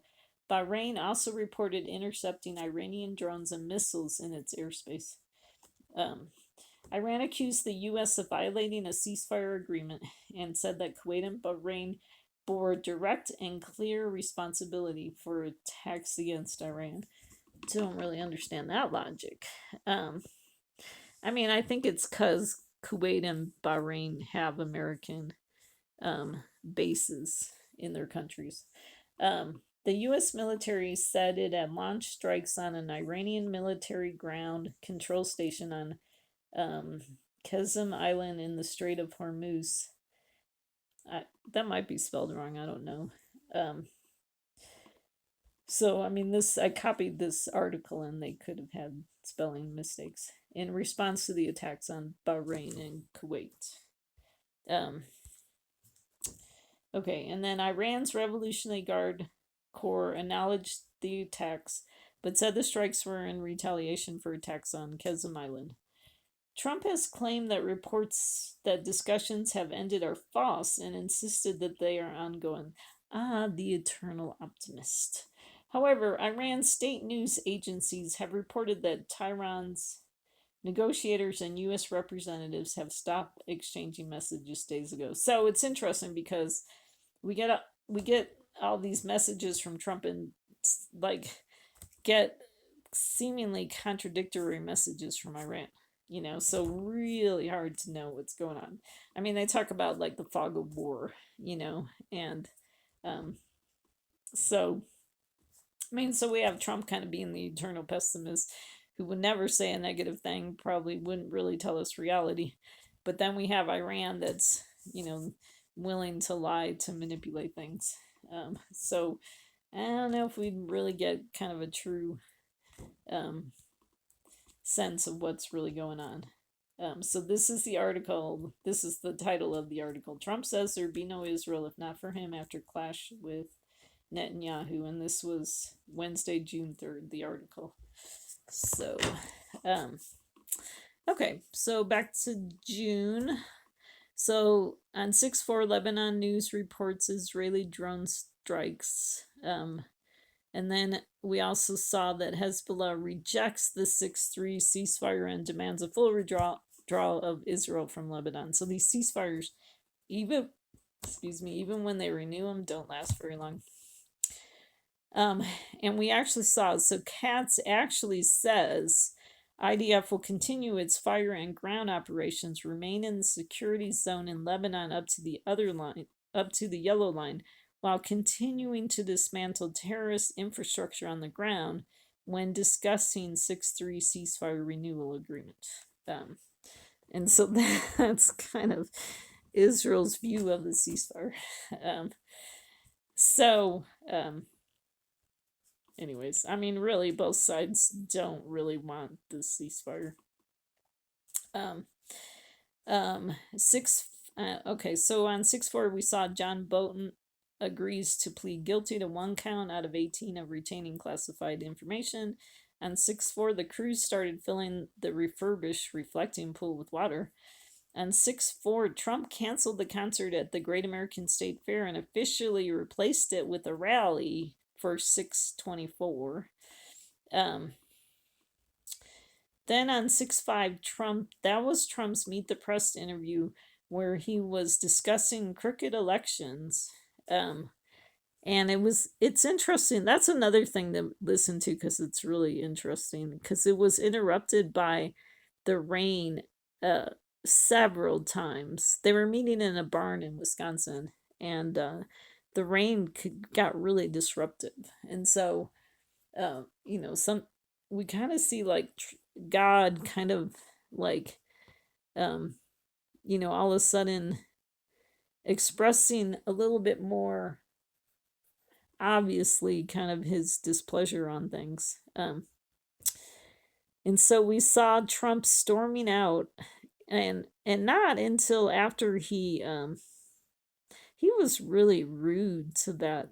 Like, she seems like a really nice lady, and Trump was really rude to her. And so he stormed out, and the interview it aired on 6/7 last Sunday. So then on 6/5, we saw fighting breaks out at a Catholic Church Fun Fest in Columbus, Ohio. Let's see, on 6/6, there was a lawsuit against the UFC fight. Okay, so listen to this because this is very interesting. It says that Trump is giving UFC head Dana White unfettered access to the White House and Lincoln Memorial to stage a private for-profit sports event. Okay, so that's why they're bringing a lawsuit, but it ended up not going anywhere. I believe the fight's still on. But I thought that was really interesting, this part about unfettered access, because I don't know if that's going to end up biting Trump in the end, for opening up the doors, and not keeping things where things are usually more secure. So, we'll see what happens. But I mean, this lawsuit, I think they made a good point because I was looking up, it was like, it's like, well, what if I wanted to watch the fight, which I really don't because I hate these kind of things. But you have to pay to watch this. You have to have a subscription. So I thought that was interesting. Did my tax dollars pay for this giant claw to be built, and now I can't even watch the event for free? So that's just annoying. Okay, on 6/6, there was a shooting at a festival in Toledo, Ohio. So you got to be careful. It's dangerous out there. On 6/7, there was a stabbing at Penn Station. 6 people were injured. It's just scary out there. On 6/7, Hezbollah continues firing at Israel. Israel strikes Beirut's southern suburbs. And then we got Iran getting mad and firing at Israel because of what they're doing in Lebanon. Just a weird triangle. And then 6, I guess it's a different type of triangle. There's no Trump in this triangle. Okay, and then on 6, 7 to 8, so this is kind of article title, news article. Ceasefire falters as Israel and Iran trade worst strikes in months. So this is, like I said, it was like we felt like we were returning back to war. And then on 6/8, Israel launches airstrikes in the early morning against central and western Iran.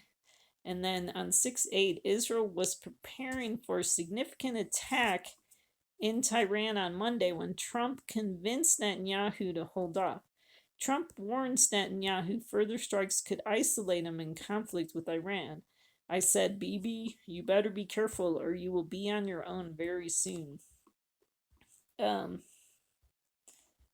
So I have this arrow here because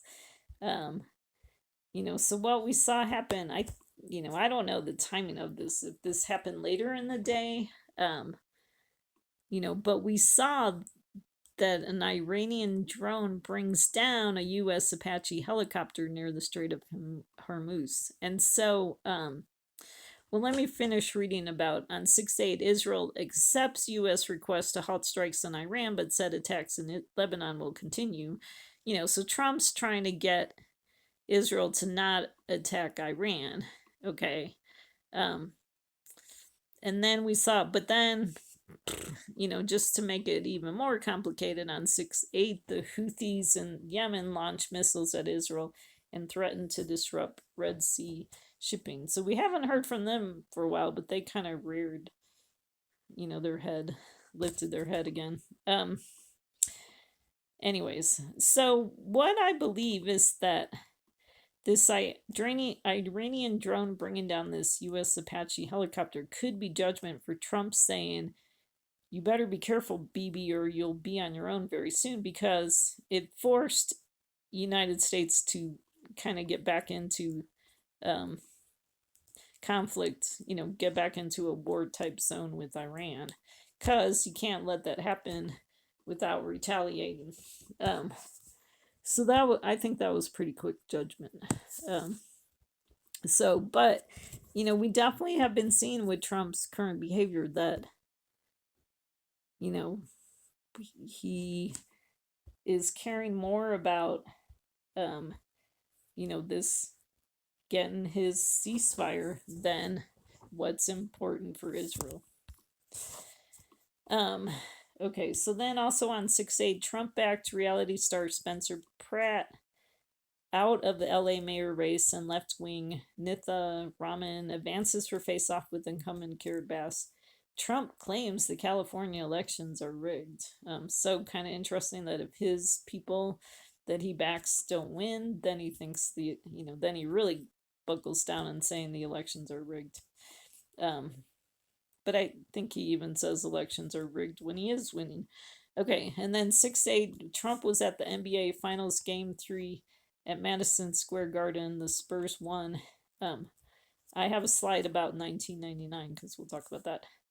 On 6/8 was the 6.1 magnitude earthquake near Cuba, felt in Florida. 6/9, U.S. attacks radar and air defenses in response to downing of Army Apache helicopter. So U.S. retaliates, so they, so Trump was threatening Netanyahu that he'll be on his own, and then Israel, and then the U.S. had to get back in to dealing with Iran. On 6/9, Maine, Nevada, South Carolina, and North Dakota primaries. 6/9, Trump endorsed Steve Hilton to face Becerra in November for California governor. On 6/9, Carmelo Anthony was sentenced to 35 years for murder. Just a terrible story, but we see definitely the black versus white stuff, with the protest and various things with that trial. So definitely some ugly behavior there.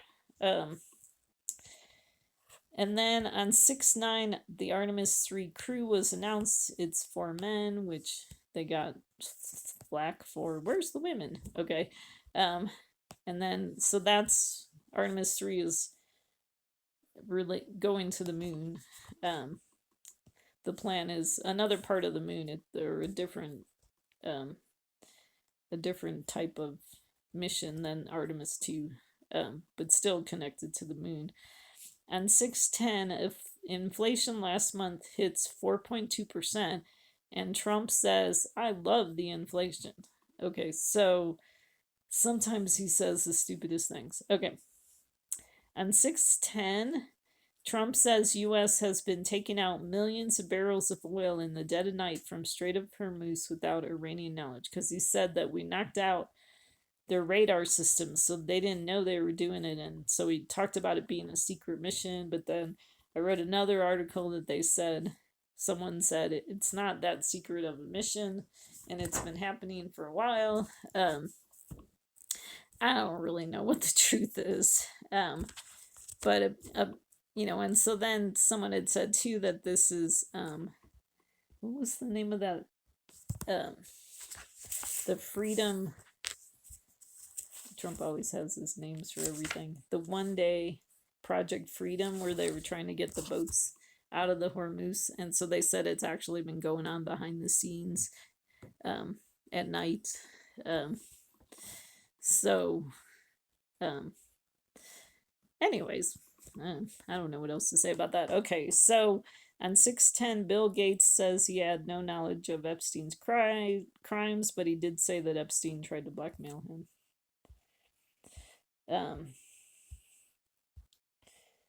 Okay, so then, okay, so this is the story about the Madison Square Garden hosts first NBA Finals game since 1999. So, and so this is where Trump attended the game. Okay, and so they've said it's been 27 years. And then and since 1999. And so I thought that was interesting because you have that Prince song about 2000 party over, oops, out of time, tonight I'm gonna party like it's 1999. What's interesting about, so then they said 27 years, you also see 999 and 27, the number 27, 9 plus 9 plus 9. But so remember that 999 could be turned upside down and be 666. Okay. And so anyways, and it was interesting that this happened on 6/8, which Trump's the 6th president and the 8th president, or the 8th king, I mean the 6th king and the 8th king. And then it was interesting that it wasn't the New York team that won, even though they have since gone on to win the whole finals. So kind of interesting. So anyways, so I've definitely been thinking about that 1999, because remember we thought the world was going to end at Y2K. And so I just thought that that was kind of interesting that 1999 was brought back into the focus. So that's that. Okay, so then on 6/10 was the second day of strikes. U.S. launches airstrikes against Iran. Trump says he'll hit Iran hard. On 6/10, an oil tanker in the Gulf of Oman was fired on by U.S. forces because they ignored the U.S. blockade. On 6/10, Trump signed $70 billion Immigration Act, ensuring ICE and the Border Patrol funding through 2029. So I don't know when Trump leaves presidency, but that probably covers his whole second term. On 6/10, the Knicks have a historic comeback at the NBA Finals Game 4 after 29-point hole. Okay, the 29 number is interesting because that adds up to 11. But we've kind of seen this underdog story with the Knicks. And so everyone loves an underdog story. But definitely God's people are a big underdog story. So I don't know any significance. The Knicks is short for the Knickerbockers or the Pants or whatever it is. I don't really see I don't really know the significance of that name. If like, but we definitely saw a comeback, so that's good. I mean, when the Cubs, kind of, they were the big underdog and they won the World Series, really thought something was going to happen then, because we saw like a bunch of underdogs kind of all winning around the same time frame. But we've definitely have been waiting for quite a while. So on 6/11 to 17, it's been forecast that there's going to be a record-breaking heat wave. I don't know. I haven't been watching. I've been busy making these slides, so I kind of been missing the news. So I don't know how much the heat waves kind of been happening. They were saying high humidity and temps 80s to 100s. And then on 6/11 was the World Cup kickoff. the soccer thing going on. On 6/11, Trump cancels strikes on Iran hours after he said the U.S. would hit Iran very hard tonight, saying a deal with Iran is expected to soon be finalized. So I thought that was interesting that it happened on the 11th, because there's that number again, 11. We also saw on 6/11 was so those numbers 86 and then the other numbers, they were carved in the grass on the National Mall. And so I didn't want to say the numbers in case the YouTube people get nervous. So then on 6/11 also, so I connected those two with this arrow, was when they said El Nino has officially arrived. Okay.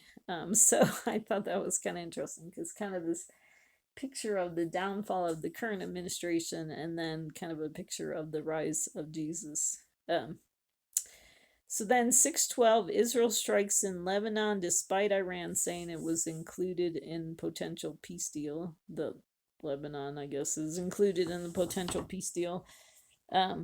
On 6/12, the weather disrupts the UFC press conference. So interesting that God's kind of weighing in on the weigh-ins.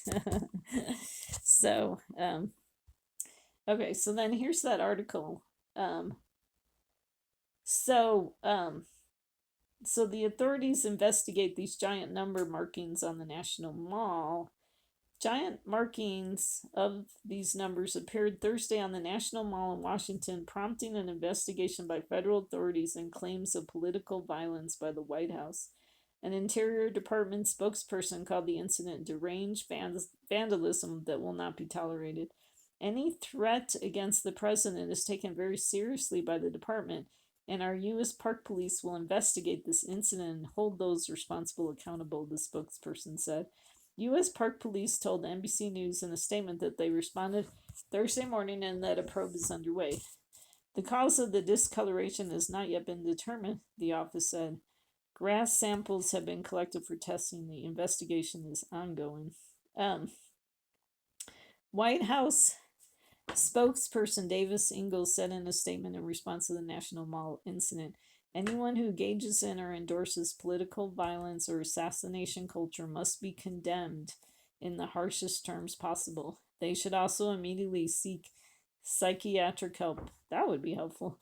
To treat their severe and debilitating case of Trump derangement syndrome that has warped their brains and made them sick in the head. So kind of an interesting statement. A spokesperson for the U.S. Attorney's Office for the District of Columbia, which would have jurisdiction over any potential case stemming from the incident, declined to comment.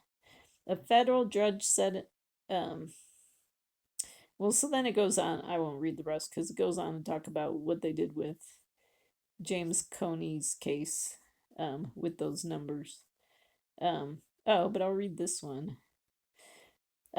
Well, I guess the federal judge also said that there was a flag being flown, a protest flag being flown outside a federal courthouse.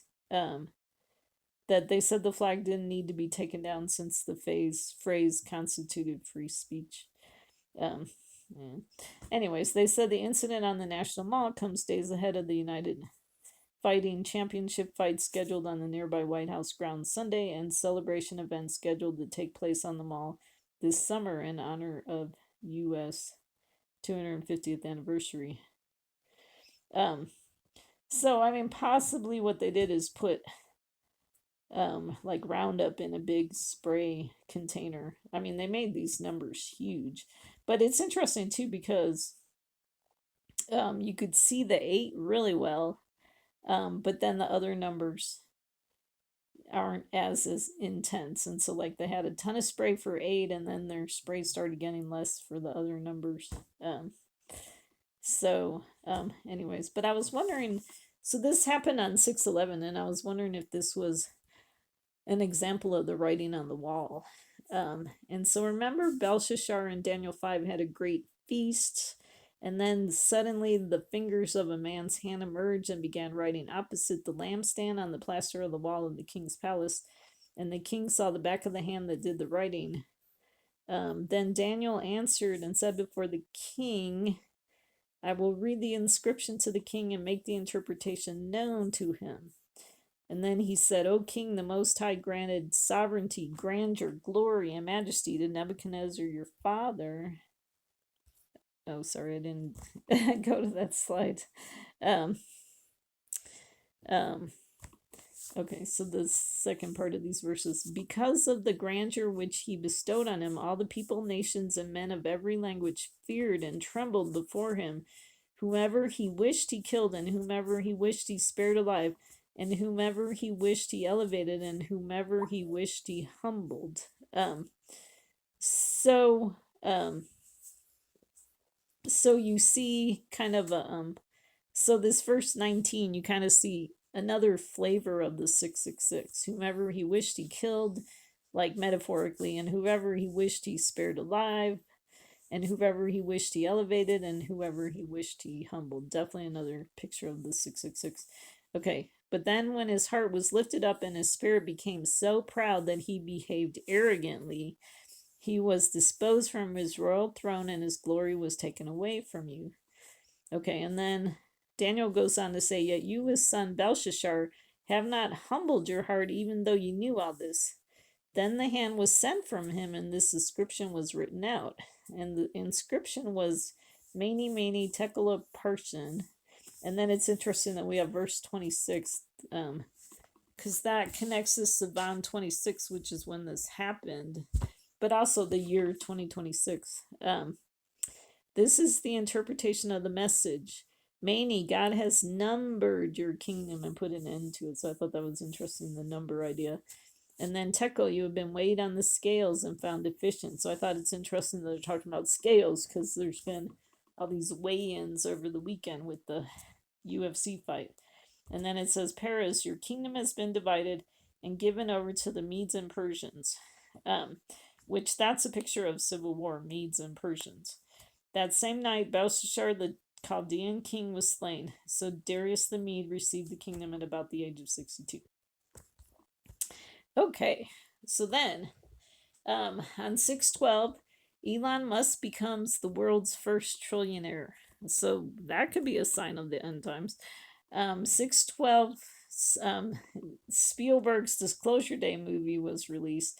And it's interesting because that was the same day that the Pentagon releases fresh batch of UFO or UAP records. And so there's been kind of this crazy UFO alien stuff going on.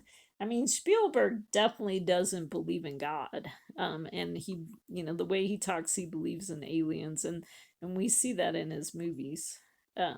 So definitely really bizarre behavior.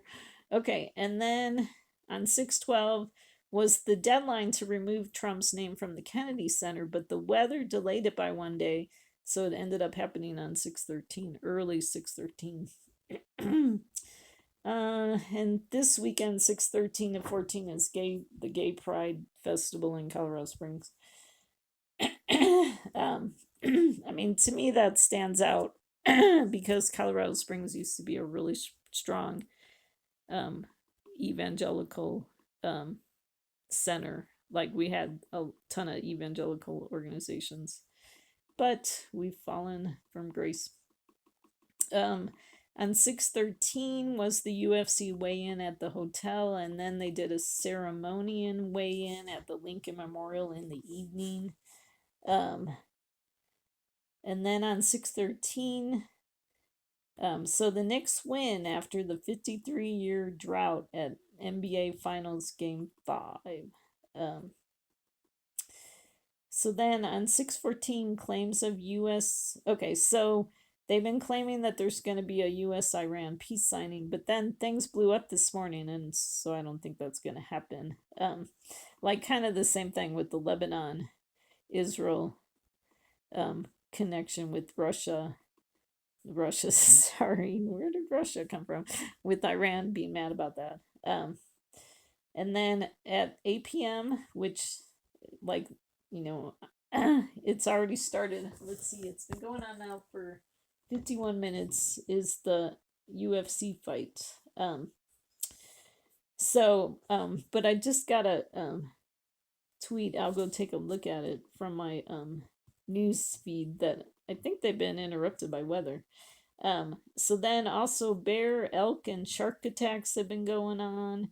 Didn't get specifics in here. Also fires, tornadoes, hail, flooding in the United States.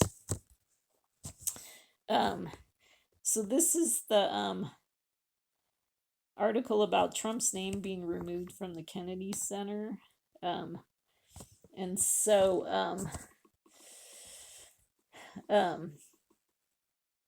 so I put in, okay, so then we see in Zechariah 13, it says, "It will come about in that day, declares the Lord of hosts, that I will cut off the names of the idols from the land, and they will no longer be remembered, and I will also remove the prophets and the unclean spirit from the land."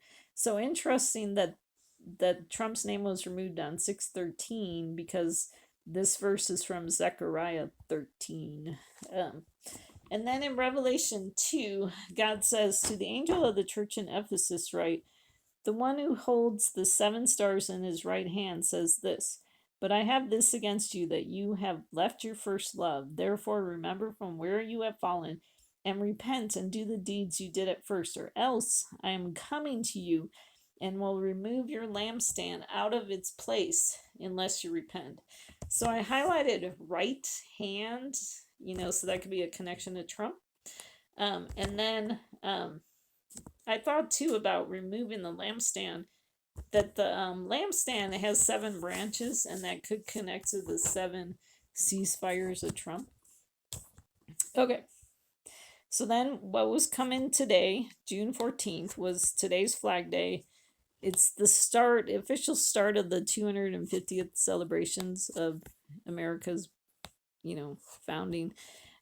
It's Trump's 80th birthday, and it's interesting because Biden is 83. So then that connects them to Moses and Aaron, because Moses was 80 and Aaron was 83. So definitely very interesting. And so that's why, I'm thinking we're definitely in some huge prophetic window now. And then I don't know, I don't understand why there's a bull in this picture of the UFC. Anyways, and I don't like these guys without shirts on. Like, I think that's nudity, but so that's why I covered that with the whatever. So anyways, but to me it's interesting because these UFC fights remind me of the old days when they had the gladiators in the Roman Colosseum. Okay, so this is the Lego guy. And then also today on June 14th, at the same time, the No Kings anti-authoritarian movement has been holding counter programming across the country, featuring an anti-Trump concert in New York that is being live streamed for free. Oh, see, theirs is free. Okay, while local groups host watch parties across the country. So that's that. Okay, so let's talk about the number 250. Okay, so the 250th celebration starts 614. Let me tell you the significance of the number 250. Okay, Korah's rebellion. Okay, so this was the Israelites in the wilderness with Moses and Aaron. They had a rebellion against Moses and Aaron, and it was 250 leaders of the congregation. Okay, and so they assembled together against Moses and Aaron and said to them, "You have gone far enough, for all the congregation are holy, every one of them, and the Lord is in their midst. So why do you exalt yourselves above the assembly of the Lord?" So we definitely see that flavor of like the No Kings movement, okay, in their words, okay. And then verse 12 of number 16 says, "Then Moses sent a summons to Dathan and Abiram, but they said, 'We will not come up.' And they said, 'Indeed, you have not brought us into a land flowing with milk and honey, nor have you given us an inheritance of fields and vineyards. Would you put out the eyes of these men? We will not come up.'" So definitely rebellious to the leadership. Okay. Thought it was interesting that it's in number 16 because Lincoln is the 16th president, and we'll go on and I'll show you the kind of the Lincoln Trump connections. Okay. 16 is also interesting because it's like 8 plus 8, and so kind of like pointing out the second year of Trump's second term. Okay. Um, okay, so then here's a picture of that claw thing or whatever. And remember, Trump says he compares it to the Eiffel Tower, saying it could be permanent. I think it's the ugliest thing, and you can't even see the White House. It's so sad. Okay, and so in Matthew 24, so what's interesting is look at this picture and then read these verses. Therefore, when you see the abomination of desolation, which was spoken of through Daniel the prophet, standing in the holy place, let the reader understand. Then those who are in Judea must flee to the mountains. Whoever is on the housetop must not go down to get the things out that are in his house. Whoever is in the field must not turn back to get his cloak. That's interesting that that's verse 18. Because one thought I had is like, what if someone sneaks into the White House to, because there's unfettered access, to kind of hide, to, maybe attack Trump later. And so then that would be Trump would be the one that's in the field that he shouldn't turn back to get his cloak. So, or he could be the guy on the housetop that he must not go down to get the things out that are in his house. Anyways, but it's interesting that that's verse 18 is the field cloak verse. Anyways, and then those verses too go on to talk about summer being near, because here we are near summer. So we'll have to see. It's interesting that it says, let the reader understand, because since we have the prophets like looking for the true temple, like a real temple in Israel, to be built so that this abomination can happen, that they're missing it when abominations are happening in America. That's a type of temple. And especially with the White House, like, if you understand America's Christian heritage, which has been totally like revisionist history wiped out, and we've forgotten God's work in building this nation up, to be a Christian nation, to be a type of temple of, spreading God's word in a place where God dwelled. That since we've lost that, people don't recognize that America is a type of temple. Okay. And so then when you have Trump kind of like defacing like American buildings and the grounds of the White House and all that kind of stuff, that we don't recognize that these are abominations. So that's that. Okay, and then don't forget, I brought out this Jewish daily thought that they had on January 19th this year, because they said Pharaoh's a pain in the neck. He hijacks your mind so your thoughts are devoted to building pointless structures up to the sky. I mean, that so connects to Trump. Okay, wait, hang on a sec.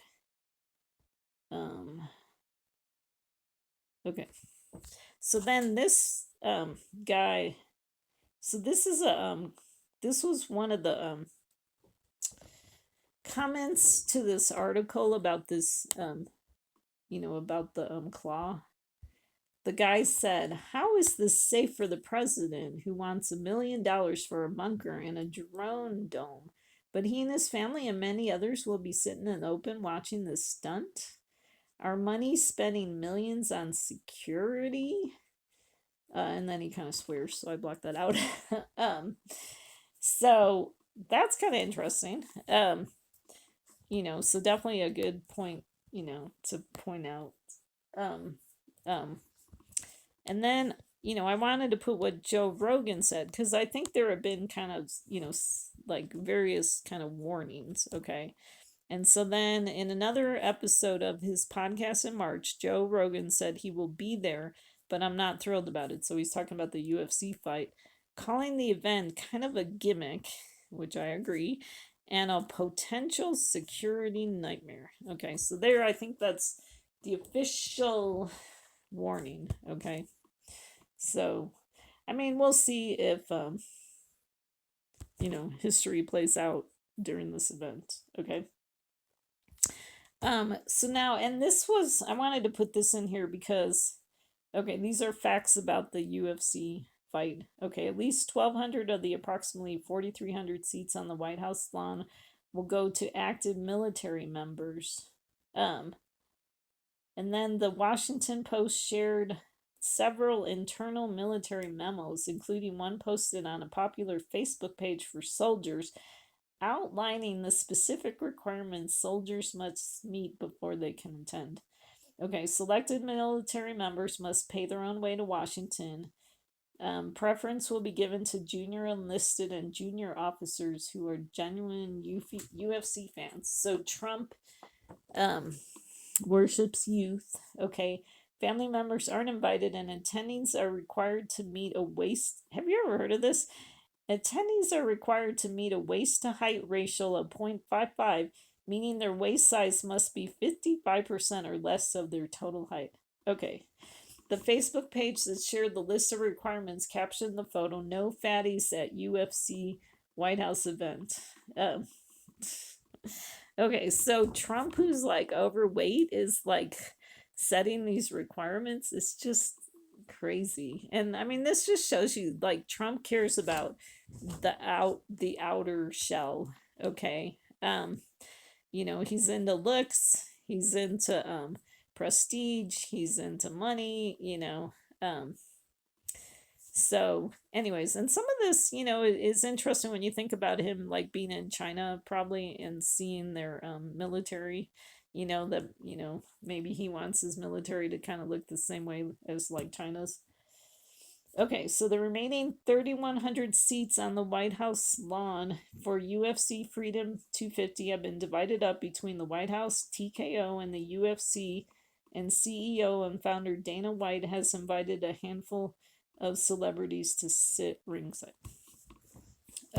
So that's the deal with that. Okay. So then to kind of get in the prophecy side of it, okay. So remember when they had that Lincoln Kennedy penny? This was when I was a kid. They were comparing the just similarities between Lincoln and Kennedy. And so one of the things, and so I won't read all the, the coincidences is what they called it. Okay. But what we did, and so both Lincoln and Kennedy got assassinated. And so Kennedy's secretary Lincoln warned him not to go to Dallas, while Lincoln's secretary Kennedy warned him not to go to the theater. Okay, so they both had warnings. Okay.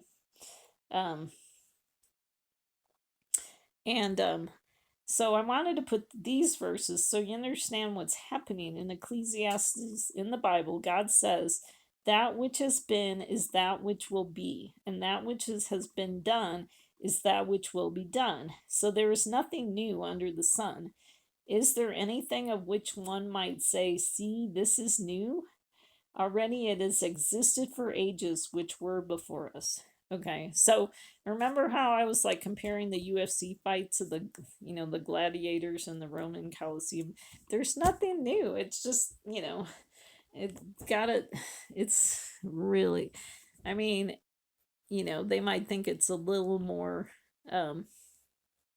civil, but, it's still, I don't know, it still doesn't appeal to me, so,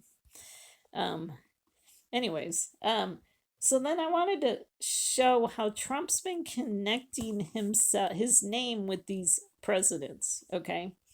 And so we saw last year in May, which was interesting, it was when Trump was actually in the Middle East. They put these giant banners of Trump and Lincoln on the USDA building, okay? So it said the USDA spends $16,400 on banners to honor Trump and Lincoln. Let's see. One banner honored Abraham Lincoln, the other featured the glowering face of President Trump. And I don't know if this is really true, but someone had said that picture of Trump was actually his mugshot. So so this was last year in May.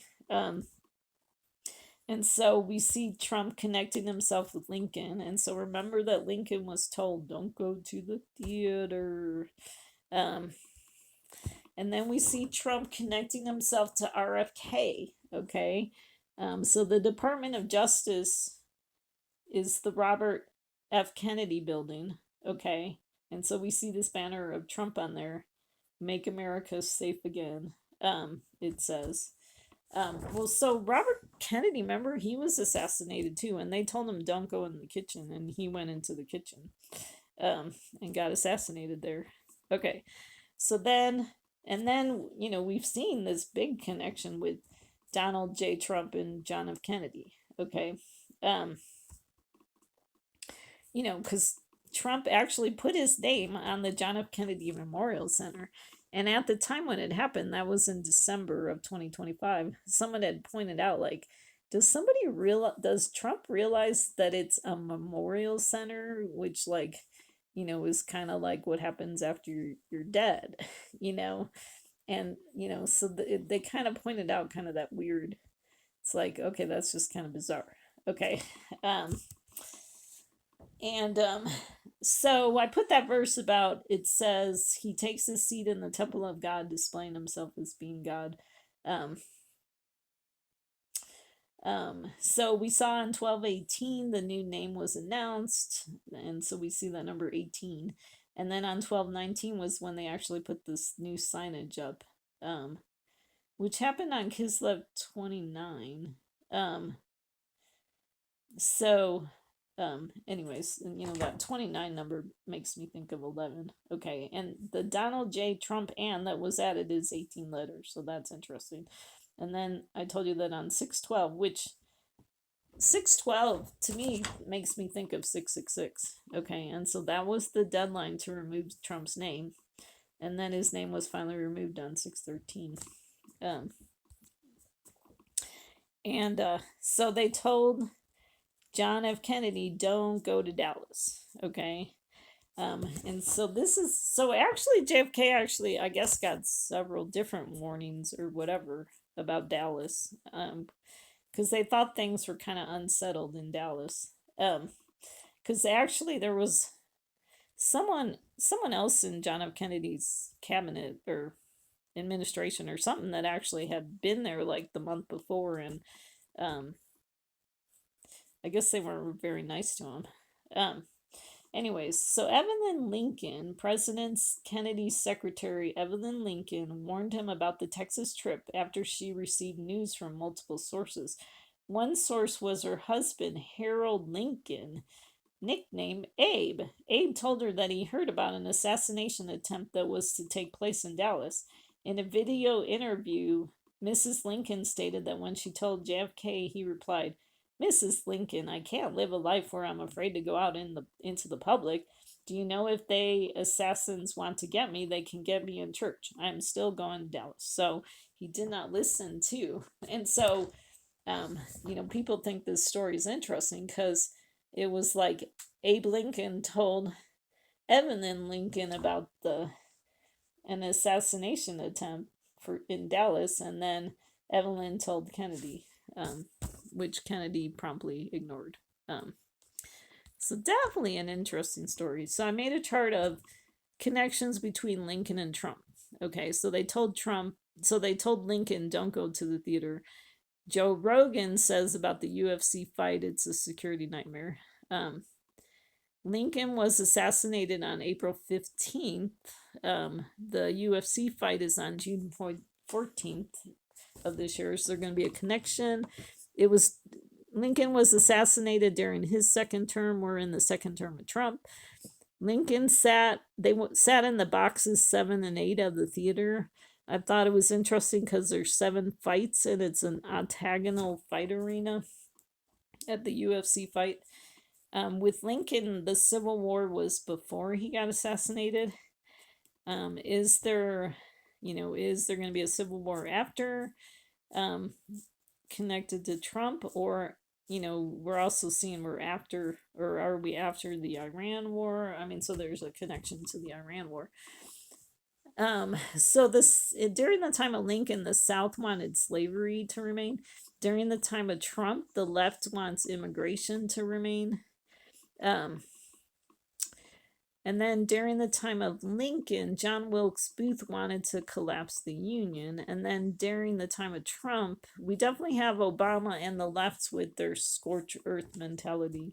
Like, Obama's got it in his writings.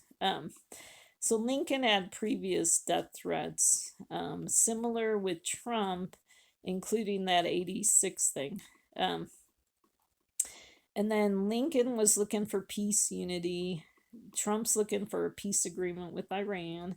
The bodyguard told Lincoln not to go to the theaters, so this is another guy who told Lincoln, like his bodyguard said, don't go to the theater, it's not safe. Like that bodyguard wasn't going to be there, it was a different guy. And so, like I said, Joe Rogan said security nightmare. I mean, this is what I know of. I mean, there might be other warnings that I don't know of, for Trump. So Booth stayed at the National Hotel. And so remember the correspondent dinner, the shooter, he actually stayed at the hotel. So there's kind of a connection there. The bodyguard, okay, during Lincoln's day, the bodyguard on duty went out to drink with the driver. So Lincoln didn't even have a bodyguard. The bodyguard was out drinking when this was happening. So definitely a Judas type moment. I don't know if there's any connection with Trump. And then Lincoln, at the theater, there was armed soldiers in the crowd. There's definitely going to be military in the audience at the UFC fight. Booth got hung up on the flag on the way down to the stage. Don't know if there's anything that connects to Trump. Lincoln was in a coma all night. Don't know if there's a connection to Trump. Lincoln started the Republican Party. Trump ended the traditional Republican Party, if you ask me, in my humble opinion.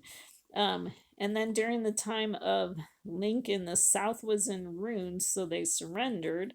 Are we seeing a similarity where Iran's in ruins, so they surrendered? I don't really know. Trump keeps talking like that's happening, but I'm not really sure if that's true. So anyways, so here are the birthday prophecies from the Bible. Okay.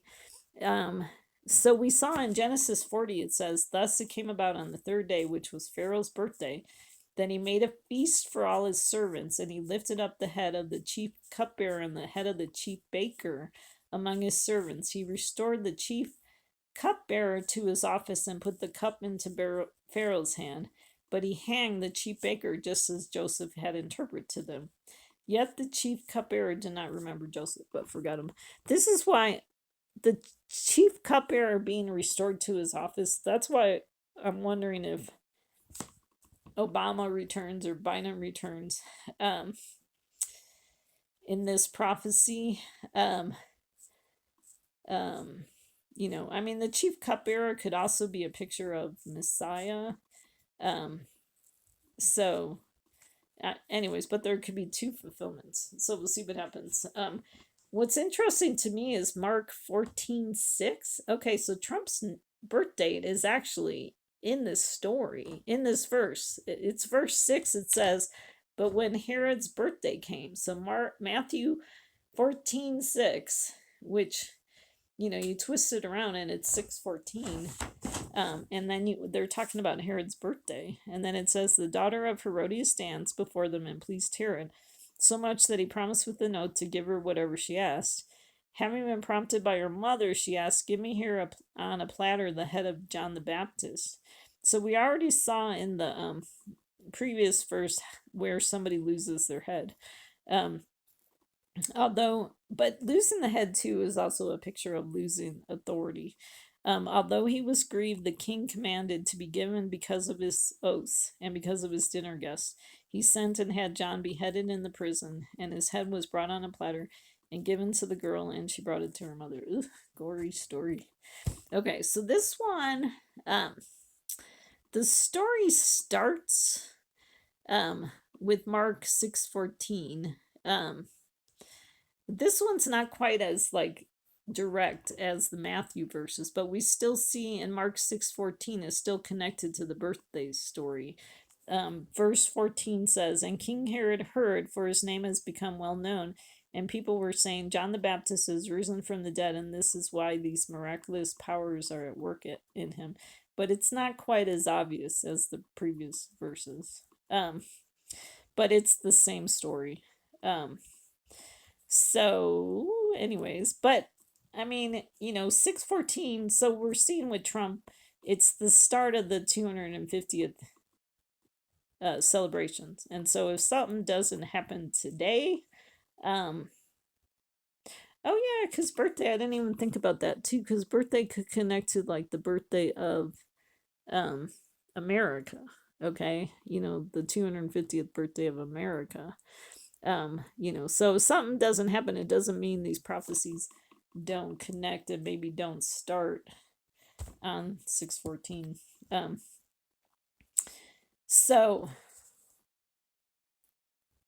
let's see. So why did I put this verse there? Mark 6:27.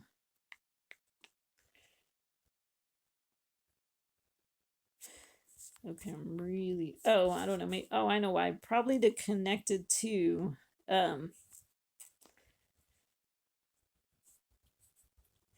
okay. I'm sorry, I don't remember why I put that verse there. Brought him back. I mean, because I have it on this screen, so I don't know why. Huh. And then I highlighted 627. What does that connect to? I don't know what I'm saying. Okay, sorry. Anyways, but what's interesting is we see in Esther 6:14. Okay, so we have this whole story about Haman, and Haman recounts to Zeresh, his wife, and all his friends everything that had happened to him. Then his wise men and Zeresh, his wife, said to him, "If Mordecai, before whom you have begun to fall, is of Jewish origin, you will not overcome him.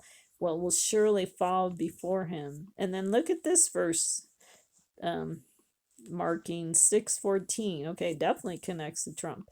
And they said, while they were still talking with him, the king's eunuchs arrived and hastily brought Haman to the banquet which Esther had prepared.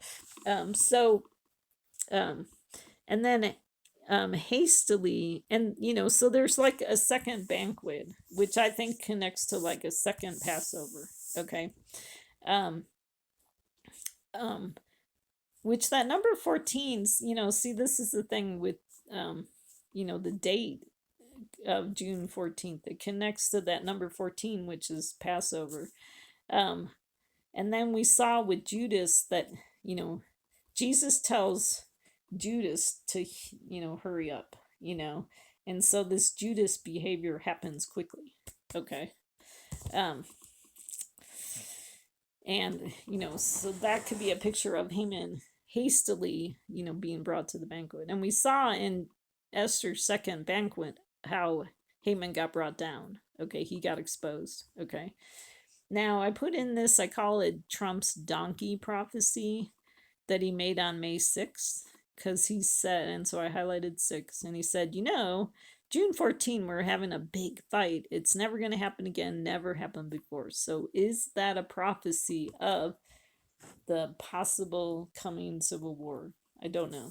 So, and then, okay, so I've showed this slide a bunch of times, okay, because this is about February 4th last year when Trump made his Gaza announcement. And then he's, said he was going to head his board of peace for Gaza on 9/29. And then 50 weeks after 2/4, he said, I'm not sure about that board of peace on 9/29. Anyways, I would have to check that. But anyways, but 50 weeks after 2/4/25, that's when Trump signed. Oh, see, this is why. Yeah, this is kind of confusing to me. But take the second the 50 weeks thing is probably more accurate. Trump signs the Board of Peace. Um, you know, I think he was in Davos or something when that whole thing got signed. And that happened on Shabbat 4, so we see that number 4 again. So that was January 22nd, 2026. And then 70 weeks after 2/4/25 is, okay, the week of 6/8 to 6/14. So that's why this date could stand out to me. I mean, you never know where the 70 weeks come from, but we saw with after the deal of the century, like, the 70 weeks after the deal of the century was when both Trump and Netanyahu had lost power. So, so I don't know I don't know what God's counting from when he's counting the 70 weeks. Is it after this 2/4 event? Or, it could, I mean, it could connect to Trump's trip to the Middle East in May, but then that would be so much like farther down the road, which just seems so long in the future. But we just gotta wait and see what happens. Anyways, so Trump's ceasefires, okay. So I made a list of them here, and so last time I thought he had 6, okay, total. And then if you count the one now that was supposed to be signed today, I don't think it's going to be signed, but it says on 6/14, then, so Trump either has 6 ceasefires or 7 ceasefires. The 7th one could be the one that Trump, okay, I mean, it depends on if you're counting the one that's supposed to be happening today, or in the near future. And then it depends on if you count the one that Trump did with Biden on January 15th, 2025 and January 19th, 2025. And so if there was 7 ceasefires, that could connect to the 7 bowls or the 7 lights on the candlestick. And then so, and I already talked about after the 62 weeks, the anointed one is cut off. That was when Israel was cut off on 4/16 because, they forced this ceasefire with Lebanon on them. Where's my April calendar? April 16th. Yeah, Lebanon ceasefire. Oh, yeah.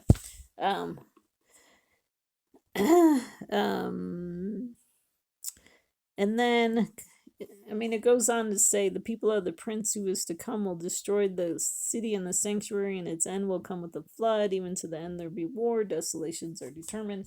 In Daniel 12:7, it says, I heard the man dressed in linen who was above the waters of the river, so he's not a part of like the beasts of the sea, as he raised his right hand and his left toward heaven, and swore by him who lives forever that it would be for a time, times, and half a time. And as soon as they finish shattering the power of the holy people, all these will be completed. So, have we seen a shattering of the holy people, which like would be like the Jewish people? I mean, although we have seen how Trump has kind of shattered the power of some people and replaced them with his people. We've seen that happening. But also, I've been thinking about these ceasefires, how they're taking away the power from Israel. Although it seems like, Netanyahu doesn't mind ignoring them sometimes.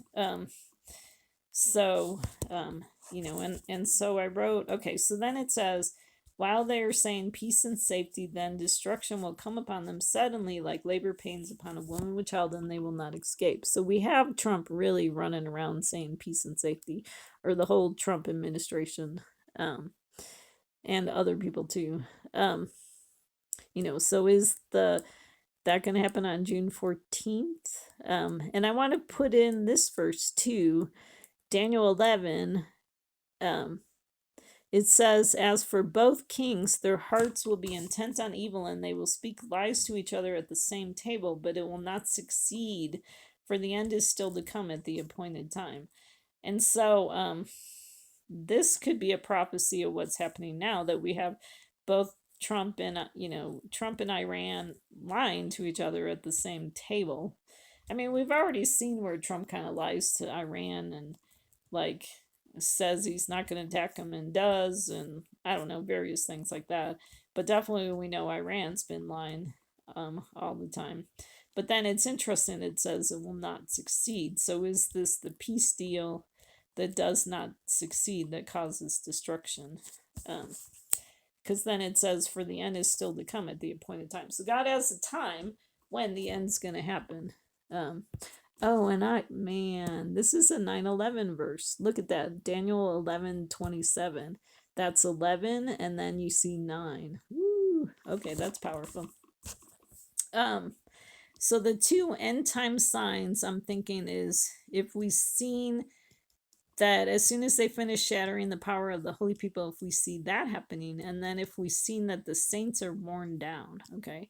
So they're definitely worn down in Israel from running into, having to run into the bomb shelters, at various times, okay? And they're tired of war. I mean, it's just been going on forever and ever and ever, and the back and forth and all that kind of stuff. And then, anyways, and then this times and half a time. So what we have is June 11th is 3.5 months from February 28th, which was when the war with Iran started. So we definitely have this 3.5 month time frame. And then what did I write? And then on June 11th was when Trump canceled the strike on Iran, saying a deal with Iran is expected to soon be finished. Okay. So definitely could be significant, because then after the 3.5 months, then we had 3 days. Okay, June 12th, June 13th, June 14th. Okay, on June 12th, that's when the U.S. and Iran say an agreement is close, but questions remain. Okay, remember that June 12th connects to like 666. Okay. I feel like there was something else I was gonna say. Anyways, and so I brought in this picture from Back to the Future, because you have this Biff's Tower. I mean, it's so Trump. And then it says, welcome bikers, and, so definitely like kind of like a picture of January 6th, but definitely could be a picture of the Civil War. But just how, well, duh, too, I wanted to connect it to the UFC fight, just how Trump kind of like likes the riffraff, people. So, and then, here's the, picture of like the police car burning and stuff. And so that, definitely is like reminiscent of like the BLM riots, but definitely could be a picture of the Civil War to come. So, and then Jeremiah 9:11, God says, I will make Jerusalem a heap of ruins, a haunt of jackals. And then he says, I will make the cities of Judah a desolation without inhabitant. So we see kind of both the lion's den and the fiery furnace in there. So Israel's already been in the fiery furnace with this war going on. Okay. And then we've seen kind of bits and shadows of the lion's den in America, because in January 7th, we had the stuff going on in Minneapolis. But then, end of last month was the stuff in New Jersey, I think it was. But that's definitely, the lion's den is definitely a picture of the Civil War to come. And so you don't want to be on the right or the left. You don't want to be part of the sea of Biden, Obama, or the Pope. You don't want to be part of the sea of Trump. You want to be on the dry land with Messiah. Stand by and see the salvation of the Lord. It talks about the great city, and that could be talking about America, split into 3 parts. So I don't know if there's going to be a civil war in Israel too. I mean, it's really highly possible, because a lot of the same stuff that's happening in America happens there. There's definitely a big divide in Israel too. Because I don't know, with this verse, does it mean that, the Civil War starts in America, and then, maybe Israel gets attacked by like Iran's, maybe there's a nuclear attack that makes it a desolation without inhabitant. I'm not really sure. Um, but that also could just be a well, you know. But when all this stuff happens, I want to make sure when all this stuff happens, God separates us out. Okay, Jesus comes and I mean, I don't believe in the rapture because I believe in like the Passover picture, or what happened a lot in Sodom, where the bad people couldn't find the door.